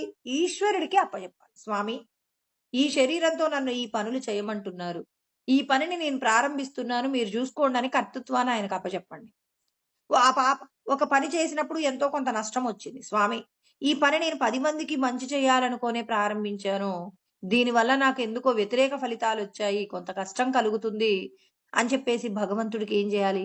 ఈశ్వరార్పణమైనటువంటి ఫలితాన్ని కూడా భగవంతుడికే సమర్పించాలి. అంటే కష్టాన్ని సుఖాన్ని ప్రతిదీ కూడా ఏం చేయాలి? నేను చేస్తున్నాననేటటువంటి అహంకారాన్ని విడిచిపెట్టి నా చేత ఈశ్వరుడు చేయిస్తున్నారని ఎవరైతే శాస్త్ర విహిత కర్మ అంటే శాస్త్రం అంగీకరిస్తుంది. దేన్ని అంగీకరిస్తుంది? పరులకు ఉపకారం చేయించే కర్మలను అంగీకరిస్తుంది. నీ కుటుంబం కోసం చేసే కర్మలలో ధర్మంతో చేసిన కర్మను అంగీకరిస్తుంది. ఏది చేస్తున్నా ఏం చేయాలి? ఈశ్వరార్పణ కర్మ చెయ్యాలి. ఇప్పుడు ఏమవుతుంది? అప్పుడు మిమ్మల్ని కర్మ బంధించదు. ముందే చెప్పాడు ఈ మాట మనకి. నమాం కర్మాని లింపంతి నమే కర్మ ఫలే స్పృహ అన్నాడు. 4వ అధ్యాయం 14లో చెప్పిన మాట ఇదే కదండి. నన్ను కర్మ అంటుకోదు. ఎందుకంటే నాకు కర్మ ఫలాల పట్ల ఆసక్తి లేదు. మీరు కూడా ఒక పని చెయ్యండి. దాని గురించిన ఫలితం గురించి ఆలోచించకండి. ఆలోచించడం వల్ల మీకు అనేక ప్రమాదాలుంటాయి. ఆలోచించకుండా ఒక పనిని ఎంచుకున్నప్పుడే అది ఇతరులకు శ్రేయస్సు కలిగించే పనిని ఎంచుకోండి. అంటే ఒక పని ప్రారంభించినప్పుడే నిర్ణయించుకోండి. ఇది నా యొక్క క్షేమమా, పరుల యొక్క క్షేమమా అని ఆలోచించి ఇది పరుల యొక్క క్షేమమో, భగవంతుడు ఇలాంటి కర్మ చెయ్యమంటున్నారని అటువంటి కర్మ చేసేటప్పుడు ఈశ్వరుడికి చెప్పి ఆ కర్మ చెయ్యండి. ఇప్పుడు మీరు పనులు చేస్తున్నారు, కానీ కర్మ యొక్క ఫలితం మీ ఖాతాలో పడదు. పాపము లేదు, పుణ్యము లేదండి. హాయిగా భగవంతుడు ఏం చేస్తున్నాడు? కర్మ ఫలాలన్నీ ఇప్పుడు మనం ఎవరికైనా బాకీ పడ్డామనుకోండి, రుణాన్ని తీర్చాలి. ఇప్పుడు ఏం చేస్తున్నాం? ఆ రుణాన్నంతా కూడా తీర్చేసిన తర్వాత ఎలా ఉంటుంది? హాయిగా ఉంటుంది. మళ్ళీ మనం ఏం చేస్తాం? పొదుపు ప్రారంభిస్తాం. ఈశ్వరుడు అంటున్నారు, మీ రుణాన్ని తీర్చండి, పొదుపొద్దు అంటున్నారు. అంటే సంపద విషయంలో కాదండి. మీరు చేసేటటువంటి కర్మలలో పూర్వజన్మలలో చేసినటువంటి ఏవైతే రుణానుబంధం ఉందో ఆ రుణానుబంధాన్ని తీర్చండి, కానీ మళ్ళీ రుణానుబంధాన్ని పెంచుకోమాకండి అంటున్నాడు. అంటే ఇక్కడ పొదుపు లేదండి, అప్పు లేదు, పొదుపు లేదు. అప్పు పొదుపు రెండూ లేకుండా ఎవరికి అప్పచెప్పాలి అంటే ఇప్పుడు మనం భగవంతుడికి అప్పచెప్పాలి మన కర్మ ఫలాలన్నీ. స్వామి తెలుసో తెలియకో ఇన్ని రోజులు నేను చేస్తున్నానని చెప్పి చేశానండి. ఇక మీదట అన్నీ మీకే అప్పచెప్తాను. మీరు నన్ను ఎలా నడిపిస్తే అలా నడుస్తానండి అని చెప్పి ఏం చేస్తాడు? కర్మ ఫలితాలు అతనికి అప్పచెప్పాలి. ఎలాగంటే ఒక కొడుకు, ఒక 25 సంవత్సరాలు వచ్చిన కొడుకు తండ్రిని ఎదిరించాడు. ఎందుకంటే యువరక్తం కదండి. నాన్నగారు నాకెంత వాటా ఇవ్వాల్సి వస్తుందో ఇచ్చేయండి, నేను ఇక మీ కింద బతకలేనండి, నా సొంతంగా నేను బతుకుదాం అనుకుంటున్నాను అని అన్నప్పుడు తండ్రి గారు ఏం చేశారు? సరే నాయన, నీది నువ్వు తీసుకో, ఈ రోజు కాదు ఎప్పటికైనా నీకు ఇవ్వాల్సిందే కదా, తీసుకోమని చెప్పేసి ఇచ్చేశారు. ఇప్పుడు ఆ పిల్లవాడు ఏం చేశాడు? తనకు నచ్చినట్టుగా వ్యాపారంలో అనుభవంతో కూడిన పెద్దవాళ్ళు పక్కన ఉంటే అదొక ఫలితం వేరుగా ఉంటుంది. కానీ ఇతడు ఏం చేశారు? తొందరపడి చేశాడండి. తొందరపడి ఆ ఉన్న సంపదనంతా కూడా రకరకాల వ్యాపారాలలో ఖర్చు పెట్టాడు. నష్టపోయాడు. నష్టపోయిన తర్వాత ఇక తన దగ్గర చిల్లి గవ్వ లేదు. ఇప్పుడు ఏం చేశాడు? ఆ పెట్టిన వ్యాపారము వచ్చినటువంటి నష్టానికి తన దగ్గర ఉన్న వాళ్ళ నాన్నగారు ఇచ్చిన ఆస్తులన్నీ కూడా అమ్మేసి అప్పులు తీర్చాడు. ఇక మిగులుబాటు కూడా లేదు. ఇప్పుడు వాళ్ళ నాన్నగారి దగ్గరికి వెళ్ళి, నాన్నగారు ఉన్నదంతా పోగొట్టుకున్నాను, మరి ఇప్పటి నుంచి మీరేం చెప్పినా చేస్తానండి, ఇక మీరు నన్ను ఏ పని చేయమంటే అది చేస్తాను, బుద్ధి వచ్చిందండి, తప్పైందండి, క్షమించండి అని అడిగామనుకోండి, అప్పుడు ఏ తల్లి అయినా వద్దురా, నువ్వు మా దగ్గరికి రావద్దు అంటారా? అనరు. అదే విధంగా తల్లిదండ్రులు ఏం చేస్తారు? చక్కగా ఆ పిల్లవాడిని ఆయన యొక్క తెలివితేటల చేత పిల్లవాడికి మరొక వ్యాపారం పెట్టించి మరి అతన్ని దిద్దే ప్రయత్నం చేస్తారు. ఇప్పుడు అతడు, నాన్నగారు మీరు ఇచ్చినటువంటి ₹1,00,000 ఇక్కడ ఖర్చు పెట్టానండి, ఇంత ఆదాయం వచ్చిందని వాళ్ళ నాన్నగారికి చెప్తుంటారు. అంతేగాని ఇది నేనే పెడుతున్నాను అని చెప్పేసి మళ్ళీ తన సొంతంగా బ్యాంకులో వేసుకోవడం ఏం చేయడండి. ఎందుకు? చేసి అప్పుల పాలయ్యాడు, కష్టపడ్డాడు. ఇప్పుడు పెద్దల యొక్క గొప్పతనం ఏంటో తెలుసుకోవడానికి ఒక చిన్న ఉపమానం అండి. ఏంటంటే ఒక పెళ్లిలో ఒక అమ్మాయికి సంబంధించినటువంటి వాళ్ళు ఒక షరతు పెట్టారట. ఆ అబ్బాయి ఆ అమ్మాయిని ప్రేమించాడు. మీకు మా కూతుర్ని ఇచ్చి పెళ్లి చేయాలంటే మీరేం చేయాలంటే మీరెవ్వరూ కూడా పెద్దవాళ్ళని తీసుకురావద్దు అని చెప్పారటండి. అంటే నీ అబ్బాయికి చెప్పారు, నీ తరపున పెద్దవాళ్ళు ఎవరిని కూడా తీసుకురావద్దు, మీ ఫ్రెండ్స్ అందరినీ కూడా తీసుకురా, పెళ్లి చేసేద్దామని చెప్పేసి చెప్పారట. చెప్తే అబ్బాయి తరపున ఉన్నటువంటి వాళ్ళందరూ కూడా అందరూ ఫస్ట్ గొడవ చేశారట. అదేంటండి, పెళ్లి పెద్దల సమక్షంలో పెళ్లి చేస్తారు కానీ వీళ్ళ సంబంధం ఏం సంబంధం రా బాబు, వద్దు, మనకి ఇలాంటి సంబంధం వద్దు, పెద్దవాళ్ళ యొక్క ఆశీర్వాదం గొప్పది కదా, పెద్దవాళ్ళు లేకుండా పెళ్ళేంటి అని చెప్పేసి అన్నారట. అంటే సరేలే, ఇంకా వాళ్ళ నాన్నగారు ఒప్పుకున్నారు. అబ్బాయి ప్రేమించాడు, సరే అమ్మాయి మన ఇంటికేగా వచ్చేది, వచ్చిన తర్వాత మళ్ళీ మనం మళ్ళీ రాచమర్యాదలతో మనం పెద్దవాళ్ళ ఆశీర్వాదంతో పెళ్లి చేసేసుకుందాంలే, ప్రస్తుతానికైతే ఈ విధంగా కానిద్దాం, ఎవరు వెళ్ళొద్దు అనుకున్నారట. కానీ వాళ్ళ మేనమామ గారు మాత్రం ససేమిరా ఒప్పుకోలేదట. నేను ఆ మేనల్లుడి పెళ్లి చూడకుండా నేనైతే ఒప్పుకోను, నేను ఎలాగైనా వచ్చేస్తానంటే సరే అని చెప్పేసి ఆయన్నేదో ఎవరికీ కనిపించకుండా ఏదో ఆ పూలకు సంబంధించిన బుట్టలన్నీ కూడా ఏర్పాటు చేస్తే అందులో ఒక చోట ఇతన్ని భద్రపరిచారట, ఎవరికి కనపడకుండా. సరేనండి, మా పెద్దవాళ్ళు ఎవరు కూడా రానన్నారు, నేను మా ఫ్రెండ్సే వస్తున్నామండి అని చెప్పేసి పెళ్లికి వెళ్తున్నారట. అలా పెళ్లికి వెళ్తూ ఉన్నప్పుడు మళ్ళీ ఊరి చివరన మళ్ళీ ఆడపిల్ల తరపున వాళ్ళు మళ్ళీ ఏమన్నారు, మళ్ళీ ఒక షరతు పెట్టారు. ఏమని అంటే, మాకొక ఆనవాయితీ ఉంది, అబ్బాయి తరపున ఉన్నటువంటి వాళ్ళు మీరు నది దాటి వస్తున్నారు కదా, నది దాటి వచ్చేటప్పుడు ఆ నది నిండా కూడా పాలు పోసి రావాలి. అంటే ఇప్పుడు నీళ్లతో పారుతున్న నది పాలతో పారుతూ రావాలి, అంతేగాని మీరు పాలు పోయకుండా రాలేరంటే అదెలా పోస్తారండి, నది నిండా పాలు పోయడం అంటే అలా ఎలా కుదురుతుంది అని చెప్పేసి వీళ్ళందరూ అడుగుతారు. లేదు లేదు, పాలు నది నిండా పాలు పోసి వస్తేనే మా అమ్మాయినిచ్చి పెళ్లి చేస్తాం, కానీ లేకపోతే చెయ్యము అన్నారట. అంటే అప్పుడు ఆలోచించారు.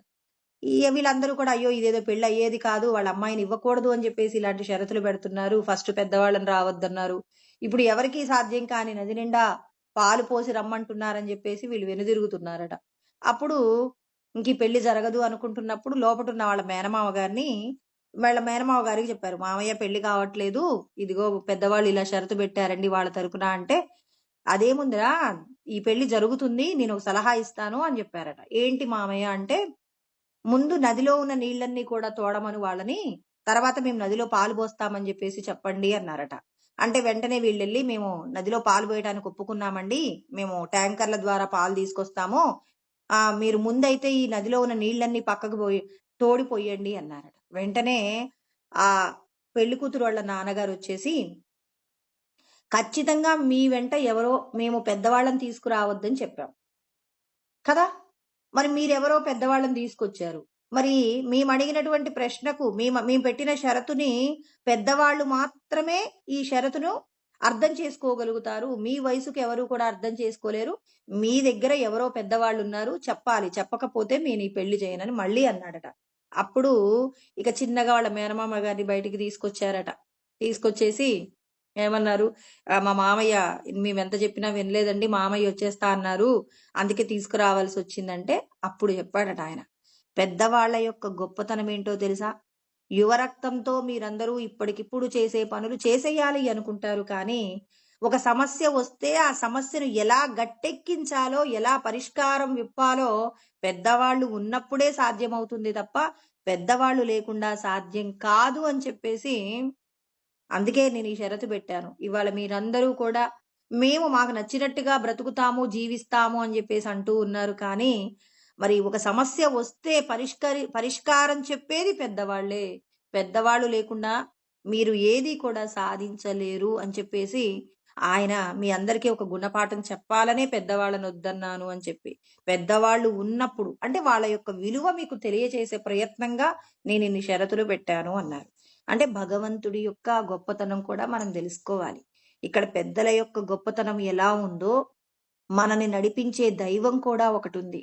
ఆ దైవానికి మనం చేసే ప్రతి కార్యాన్ని కూడా అప్పజెప్పి, కర్తృత్వాన్ని ఆ పరమాత్మకు అప్పజెప్పి మనం కర్మ చేశామనుకోండి, ఆ చేసినటువంటి కర్మ ఏమవుతుంది అంటే అది మనల్ని రక్షిస్తుందన్నమాట. అందుకే పరమాత్మకి ఇప్పుడు ఏం చేయాలి, తెలుసో తెలియకో సుఖాలు కోరుకున్నామండి. ఇప్పుడు మనం ఒక పని చేస్తాం, పుణ్యం కావాలన్నాం, తెలుసో తెలియకో చేసిన పాపానికి పాపం వచ్చేసింది.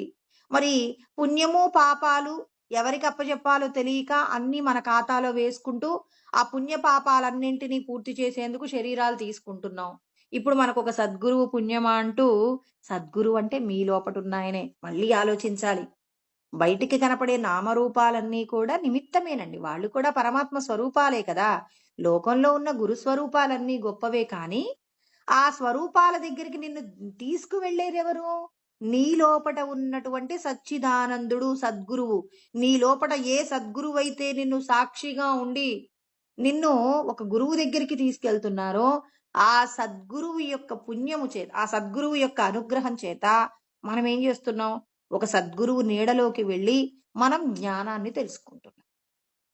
అంటే ఆ పరమాత్మయే మళ్ళీ అక్కడ గురుస్వరూపంగా ఉండి మనకు జ్ఞానబోధ చేస్తున్నారు. మీరందరూ కూడా పాపపుణ్యాలను కోరుకున్నంత వరకు మళ్ళీ మళ్ళీ శరీరాలు పొందుతారు. ఇక శరీరాలు పొందకుండా ఉండాలి అంటే ఆ పరమేశ్వరుడు శాస్త్రమునందు చెప్పబడిన మాటను సాకార రూపంలో ఉన్న గురుస్వరూపం మనకు తెలియజేస్తుంది. అంటే ఉన్నదాన్ని చెప్తున్నారు కానీ లేనిది కొత్తగా కనిపెట్టి చెప్పట్లేదు. ఇక్కడ అర్థం చేసుకోవాలండి. పరమాత్మ శాస్త్రాన్ని చెప్తే శాస్త్రంలో ఉన్న విషయాలను సద్గురువు అంటే గురువు గారు ఆచరించి, సాకార రూపంలో ఉన్న గురువు గారు ఆచరించి లోకానికి జ్ఞానబోధ చేస్తున్నాడనమాట. అంటే ఉన్న విషయాన్ని తాను అనుభవించి ఆచరించి ఆనందాన్ని పొంది లోకానికి అటువంటి జ్ఞానం ఎక్కడి నుంచి చెప్తున్నాడు? సద్గురు పరమాత్మ శాస్త్రమునందు చెప్పబడిన సత్యాన్నే చెప్తున్నారు. కాబట్టి ఇక్కడ మనమందరం ఏం చేయాలి? ఏ పని చేస్తున్నా ఈశ్వరుడికి సమర్పణ చేస్తూ కర్మ చేయాలి. అంటే కర్మ యందు అకర్మ అంటే మీరే పని చేస్తారు, కానీ ఆ పనిని మీరు ఎవరికి అప్పచెప్తున్నారు? ఈశ్వరుడికి అప్పచెప్తున్నారు. అందుకే భగవంతుడికి భాగస్వామ్యం ఇవ్వాలి అని అబ్దుల్ కలాం గారు చెప్పారనమాట. ఈ శ్లోకం ఆధారంగానే ఒక్క మాటే, భగవంతుడికి భాగస్వామ్యం లేకుండా మీరు చేసిన కర్మ పుణ్యమో పాపాన్నో ఇస్తుంది. మళ్ళీ దాన్ని అనుభవించడానికి మళ్ళీ పుట్టాలి. కాబట్టి కర్మ యందు అకర్మ అంటే మీరే చేస్తారు కర్మని, కానీ ఆ కర్తృత్వాన్ని, కర్మ యొక్క ఫలితాన్ని ఎవరికి అప్పచెప్తున్నాం? ఈశ్వరుడికి సమర్పణ చేస్తున్నాం. మరి అకర్మ యందు కర్మ, ఇప్పుడు ఏం చేస్తున్నాడు? ఒక ఆయన సన్యాసిగా ఉన్నారు. సన్యాసిగా ఉండి దేహము తర్వాత ఇంద్రియాలన్నీ కూడా కళ్ళు మూసుకున్నాడు. తర్వాత భగవంతుడి యొక్క నామం జపిస్తూ ఉన్నాడు. కానీ ఇప్పుడు మనం కూడా అండి, పూజ జరుగుతుంది, మనకి ఏదైనా శ్లోకాలు వచ్చు, ఆ పూజలో ఏం చేస్తాం? మన మనసు ఎక్కడో తిరుగుతుంది, కానీ మనం పూజా మంత్రాలన్నీ కూడా చదివేస్తాం. చూడండి, ఇప్పుడు మనం ఒక నామాన్ని ఒక 108 సార్లు మంత్ర జపం చేస్తున్నాం అనుకోండి, రుద్రాక్ష తిరుగుతూనే ఉంది, నోటితో రామా రామా అంటూనే ఉన్నాం, కానీ మనస్సు ఆ రామ అనే నామము నువ్వు చేసేటటువంటి చేతిలో ఉన్నటువంటి జపమాల యందు ఉందా లేదా? అంటే నీ మనసు, నీ శరీరము, నీ వాక్కు ఏకమైనప్పుడు కదండి ఆ కర్మ సత్ఫలితాన్ని ఇచ్చేది. అంటే ఇక్కడ ఏం చేయాలి? అక్కడ తపస్సు ధ్యానమునందు ఉన్నప్పుడు కూడా నీ మనస్సు ఎక్కడుండాలి? నీ ఆధీనంలో ఉండాలి. నువ్వు ధ్యానంలో వెన్నుపూస నిటారుగా పెట్టుకొని భగవంతుడి నామాన్ని నువ్వు స్మరణ చేస్తూ ఉన్నావు. స్మరణ చేస్తున్నప్పుడు నీ మనస్సు కూడా ఏం కావాలి? అక్కడ లోపల కనెక్ట్ అవ్వాలి. అంటే ఆ కర్మ ఏమీ చేయకుండా ఉన్న స్థితి యందు కర్మ జరుగుతుండాలి. కర్మ జరుగుతుండాలి అంటే 10 మంది యొక్క శ్రేయస్సు కోరి కర్మ జరుగుతూ ఉండాలి. భగవంతుడి యొక్క నామం ఇక్కడ చూడండి, లోకక్షేమం అంతా ఇవాళ ధ్యానంలో భగవంతుడి చేత రమిస్తున్న వాళ్ళు ఏం చేస్తుంటారు? చూడటానికి వాళ్ళు ఏమీ చెయ్యరు, కానీ లోకక్షేమాన్ని కోరి భగవంతుడి యొక్క నామాన్ని స్తుతి చేస్తూ యజ్ఞయాగాది క్రతువులు చేస్తుంటారు. భగవంతుడి నామాన్ని స్తుతి చేస్తూ లోకమంతా చల్లగా ఉండడానికి ప్రయత్నం చేస్తున్నారు. అలాంటి సత్పురుషుల వల్లనే ఇవాళ మనం కలియుగంలో అయినప్పటికీ మనం ఇవాళ ఒక ముద్ద అన్నం తినగలుగుతున్నాం. ఇంకా ఎవరికైనా కష్టం వస్తే చెలించే వాళ్ళు కొంతమంది మనకి ఈ లోకంలో కనపడుతున్నారంటే అలాంటి మహాత్ములైనటువంటి వాళ్ళు మన భారతదేశంలో అధికంగా ఉండటం వల్లే ఇవాళ మనం మన యొక్క ఏమంటారు మనసులో దేహ సంబంధమైన ఎన్నో రకాల విషయాలు ఉన్నప్పటికీ కూడా ఆ విషయాల చేత మనం తప్పులు చేస్తున్నా ఇవాళ మనల్ని క్షమించగలిగినటువంటి స్థితి భగవంతుడు మనకి ఎందుకు ప్రసాదిస్తున్నాడంటే, మరి ఏమీ చేయకుండా ఉన్నట్టుగానే కనపడతారు, కానీ ఎప్పుడూ లోకక్షేమం నిమిత్తం వాళ్ళు ఏం చేస్తుంటారు? భగవన్నామ స్మరణ చేస్తారు. మనమందరము దేహ సంబంధమైన సౌఖ్యాలను అనుభవిస్తూ భగవంతుడి స్మరణ మర్చిపోతుంటాం. వాళ్ళు మాత్రం అలా కూర్చొని తపస్సు చేస్తూ నిరంతరం భగవంతుడి యొక్క నామ స్మరణ చేస్తూ లోకాలకు వచ్చేటటువంటి అరిష్టాల నుండి రక్షించమని భగవంతుడిని వేడుకుంటున్నారు. చూడండి, ఒక చోట కూర్చొని కూడా మనం ఏం చేయవచ్చు? కర్మ జరుగుతుండాలి. మనం పడుకున్నప్పుడు కూడా, నిద్రపోతున్నప్పుడు కూడా భగవంతుడి నామం స్మరిస్తూ ఉన్నామనుకోండి, ఆ రాత్రి మొత్తం కూడా భగవన్నామ స్మరణతోనే జరుగుతుంది. చూడండి, మీరు మీ ఇంట్లో మీ పిల్లవాడికి జ్వరం వచ్చిందనుకోండి, రాత్రి పడుకున్నప్పుడు కూడా పిల్లవాడికి జ్వరం వచ్చిన ఆ విషయాలు కదులుతుంటాయి. లేదు, భగవంతుడి నామం పలుకుతూ పడుకున్నారు, ఉదయం లేచినప్పటి నుంచి పడుకునేంత వరకు నామం పలుకుతూ అనేక పనులు చేశారు, నిద్రలో కూడా భగవంతుడి యొక్క నామమే పలుకుతుంటారు. చూడండి, శరీరము ఇంద్రియాలు పడుకున్నాయి, కానీ మనసు మాత్రం భగవంతుడి నామాన్ని అంటే అకర్మయందు కర్మ జరుగుతుందా లేదా? ఇలా మన శరీరానికి సంబంధించి మెలకువతో ఉన్నప్పుడు కర్మ చేస్తాం. ఆ కర్మయందు ఈశ్వరార్పణమైన కర్మ. రాత్రి పడుకున్నప్పుడు మనం ఏం చేస్తున్నాం? ఇంద్రియాలు శరీరము నిద్రపోతున్నా మనసు భగవంతుడి నామాన్ని స్మరణ చేస్తూ చేస్తూ చేస్తూ ఆ సుషుప్తిలో పరమాత్మతో లయమైపోతూ ఉండాలి. మళ్ళీ మెలకువతో వచ్చినప్పుడు భగవంతుడి నామమే. అంటే ఇక్కడ కర్మ అకర్మ, కర్మయందు అకర్మ, అకర్మయందు కర్మ. అంటే నిరంతరం భగవంతుడి స్మరణ 24 గంటల్లో నిరంతరం భగవంతుడి యొక్క స్మరణతో కూడి కర్మ చేస్తే సబుద్ధిమాన్ మనుష్యేషు, మరి మనుష్యులందరిలో కూడా ఎవరు బుద్ధిమంతుడు ఎవరు అంటే నిరంతరము కర్మయందు అకర్మ, అకర్మయందు కర్మ. అంటే మనం చేస్తున్న పనులయందు భగవదర్పిత కర్మ. రాత్రి పడుకున్నప్పుడు మరి మనసుతో భగవంతుడి కోసం నువ్వు చేసినటువంటి ఏదైతే స్మరణ ఉందో ఇదంతా కూడా మరి భగవంతుడు ఏం చేస్తున్నాడు? స్వీకరిస్తూ ఉన్నాడు. వాళ్ళందరినీ కూడా మనుషులందరిలో బుద్ధిమంతులు అంటున్నారు. ఇతడు ఈశ్వరుని చేరుకోవడానికి కావలసిన స్థితిని పొందుతారు అని చెప్పేసి కూడా చెప్తూ ఉన్నారనమాట. అందుకే ఇక్కడ పరమాత్మ మనందరికి ఎలా చెయ్యాలి మరి ఆ కర్మలు, ఇంకా మనకు సందేహాలు ఉంటాయి. అందుకే పరమాత్మ మనకు నివృత్తి చెప్తున్నారు. యస్య సర్వే సమారంభాః కామ సంకల్ప వర్జితాః జ్ఞానాగ్నిదగ్ధ కర్మాణం తమాహు పండితం బుధాః. పండితులంటే ఎవరు? శాస్త్రాలు బాగా తెలిసిన వాళ్ళు పండితులా? కానే కాదు. ఈశ్వరుడు ఎప్పుడు కూడా అలాంటి మాట చెప్పరు. పండితులు అంటే శాస్త్రాలు చదివిన వాళ్ళని పరమాత్మ తక్కువ చేయట్లేదు. శాస్త్రం తెలిసుంటేనే కదా చెప్పగలిగే వాళ్ళు. అంటే కేవలం మాటలతో చెప్పి ఆచరణలో లేని వాళ్ళ గురించి కాదు పరమాత్మ చెప్పేది. శాస్త్రం ఖచ్చితంగా తెలుసుకోవాలి. ఇప్పుడు నాకు ధాన్యం కావాలండి, ధాన్యం కావాలి అంటే నాకు ధాన్యం గొప్పవి కానీ గడ్డి గొప్పది కాదంటే, మరి నువ్వు విత్తనాలు వేసిన తర్వాత అవి మొలకలు వచ్చి ఆ మొలకలు ఏమవుతాయి? మరి అవన్నీ కూడా పెరిగి పెద్దయిన తర్వాత కంకులు వస్తాయి. ఇప్పుడు ఈ కంకులు వచ్చిన తర్వాత మనం ఏం చేస్తాం? దాంట్లో నుంచి ఆ గడ్డిని తీసేసి ధాన్యాన్ని తీసుకుంటాం. అంటే ఇప్పుడు గడ్డికి విలువ లేదంటే ఎప్పుడు విలువ లేకుండా పోయింది? గింజ పెరిగి పెద్దయ్యేంత వరకు కూడా అది ఆ మొక్కతోనే ఉంటుంది, ఆ గడ్డితోనే ఉంటుంది. ఎప్పుడైతే అది పండి పాకారికి వచ్చిందో అప్పుడు గడ్డితో అవసరం లేదు. నాకు గడ్డితో అవసరం లేదండి అని చెప్పేసి మధ్యలోనే మీ పొలాన్నంతా కోసేస్తారా? కోసేస్తే ధాన్యం ఎక్కడి నుంచి వస్తుంది? అందుకే చాలా మంది ఏమంటారంటే, అయ్యో నాకు శాస్త్రాలు అవసరం లేదండి అంటారు. శాస్త్రం తెలియకుండా నువ్వు ఎలా కర్మ చేస్తావు? ఒక కర్మ చేయాలంటే ఏది మంచో ఏది చెడో నీకు ఎట్లా తెలుస్తుందండి? అన్ని విషయాల్లో చెప్పలేము. అందుకే భగవంతుడి శాస్త్రం చెప్పారు. అందుకే ఆయన ఏమంటున్నారు? తెలుసుకున్న శాస్త్రాన్ని ఆచరించండి. ఆచరించి అనుభూతి పొందినటువంటి వాళ్ళు చెప్పిన మాటలు మీకేమవుతాయి? మరి వేదవాక్కులవుతాయి అని చెప్పేసి చెప్తున్నారు. అందుకే యస్య సర్వే సమారంభాః. సర్వే అంటే మనం ఉదయం లేచినప్పటి నుంచి పడుకునేంత వరకు మీరు ఏమేమి కోరికలు కోరుకుంటారో ఆ కోరికలన్నింటి గురించి మాట్లాడారు. కొన్నింటి గురించి కాదండి. మనం పడుకునేంత వరకు. అందుకే ఉదయం లేవటం సుప్తేరుత్తాయ సుప్త్యంతం అంటే ఉదయం లేచినప్పటి నుంచి రాత్రి పడుకునేంత వరకు మీరు ఏమేం కోరికలు కోరుకుంటారో అవన్నింటి కోరికల గురించి మాట్లాడారు. ఇంతకంటే జ్ఞానం ఎవరు చెప్తారండి? మనకి ఎవరైనా చెప్తారా? కామ సంకల్ప వర్జిత అంటే ఒక పనిని చేయడానికి మెలకువలు శాస్త్రంలో చెప్తారు.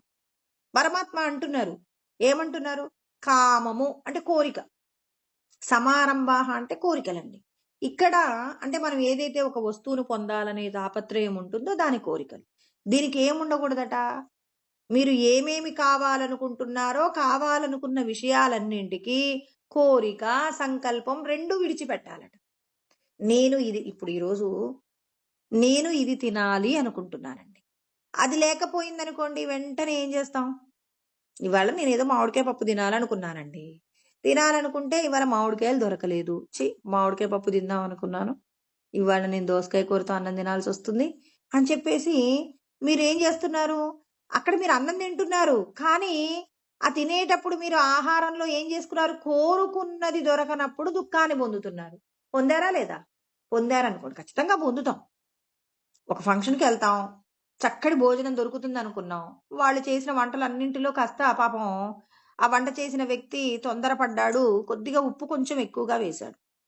ఇప్పుడు అన్ని వంటలు చక్కగా చేశాడు కానీ ఉప్పుగా ఉన్నాయి. ఇప్పుడు అనుకుంటాం ఎంత ఆశపడొచ్చాను వీళ్ళింట్లో మంచి భోజనం చేద్దాం, అన్నీ ఉప్పుగా ఉన్నాయి. కానీ మరి భోజనం చేయకుండా వచ్చావా? ఏదో తిన్నానండి, పలచగా కలుపుకున్నాను. లేకపోతే కొంచెం పక్కకు పెరుగు పెట్టుకొని, ఆ పెరుగు కాంబినేషన్‌లో ఇవన్నీ తినేసారంట. తిన్నావుగా! మరిప్పుడు నీ లోపలికి వెళ్ళిన పదార్థం ఇప్పుడు నీకు మంచి చేయాలా? చెడు చేయాలా? మనమేమంటాం, అయ్యో! అదేంటండి లోపలికెళ్ళిన తర్వాత అది మంచే చేయాలి గదా! అంటే, మరి నువ్వు తినేటప్పుడు ఎలా తిన్నావు? తినేటప్పుడు కొంచెం ఇబ్బంది పడుతూనే తిన్నాను. మరి లోపలికెళ్ళిన తర్వాత ఏమవుతుంది? నువ్వు నీ యొక్క భావనలో గనక ఆనందంతో కూడి తింటే, ఆ పదార్థం అమృతమవుతుంది. నువ్వు పంచభక్ష పరమాన్నాలు తింటున్నా ఎవరినో తిడుతూ తిన్నారనుకోండి. అందుకే మనం భోజనం చేసేటప్పుడు ఏ ఎవరితో మాట్లాడకూడదంటారు. తర్వాత టీవీ చూడకూడదు అంటారు. అంటే మనం ఏవైతే విషయాలను వింటున్నామో, మన మనస్సు దేని గురించైతే ఆలోచిస్తుందో, మనం తిన్న ఆహారంలో ఎన్ని పోషకాలున్నా, మనం దేహ సంబంధమైనటువంటి మన యొక్క మనసు దేని గురించైతే చింతన చేస్తుందో, దేనినైతే ఆలోచిస్తుందో, ఆ ఆలోచనకు సంబంధించిన విధంగానే నీ ఆహారం మారిపోతుంది. అందుకే భగవంతుని యొక్క చింతనతో ఆహారాన్ని తీసుకోవాలి అని చెప్పేసి చెప్తారు. అంటే మనం ప్రయత్నం చెయ్యాలండి. విషయం తెలియకపోయినప్పుడు మనం ఏం చేస్తాం? మనకు నచ్చినట్టుగా జీవిస్తాం. కానీ విషయం తెలుసుకున్నప్పుడు ఏం చేయవచ్చు? భగవంతుని యొక్క స్తుతితో మనం యొక్క పద్ధతులను మార్చుకోవాలి. అంటే భగవంతుడు ఇక్కడ ఏం చెప్తున్నారు? మీరు ఏదైతే తింటున్నారో, ఏదైతే ఉంటున్నారో, ఏ పనైతే చేస్తున్నారో, ఉదయం లేచినప్పటి నుంచి పడుకునేంత వరకు మీరు ఏవైతే చేస్తున్నారో, ఆ చేస్తున్నటువంటి విషయాలన్నింటికీ కూడా కోరిక, సంకల్పము లేకుండా యదృచ్ఛా లాభ సంతుష్టః అంటాడు. ఉన్న దానితో తృప్తిగా బ్రతికే ప్రయత్నం చెయ్యమని చెప్తూ ఉంటారనమాట. కాబట్టి ఈ శ్లోకాలను మళ్ళీ మనం రేపు వివరణ చేద్దామండి. ఓం సహనావవతు సహనౌ భునక్తు సహ వీర్యం కరవావహై తేజస్వినావధీతమస్తు మా విద్విషావహై. ఓం శాంతి శాంతి శాంతి. ఓం ఆప్యాయంతు మమాంగాని వాక్ ప్రాణచక్షుః శ్రోత్రమతో బలమింద్రియాణి చ సర్వాణి సర్వం బ్రహ్మోపనిషదం అహం బ్రహ్మ నిరాకుర్యామ్ మా బ్రహ్మ నిరాకరణోద నిరాకరణమస్త్వ నిరాకరణం మే అస్తు తదాత్మని నిరతేయా ఉపనిషత్సు ధర్మాస్తే మయి సంతు తే మయి సంతు. ఓం శాంతి శాంతి శాంతి. హరి ఓం. స్వస్తి.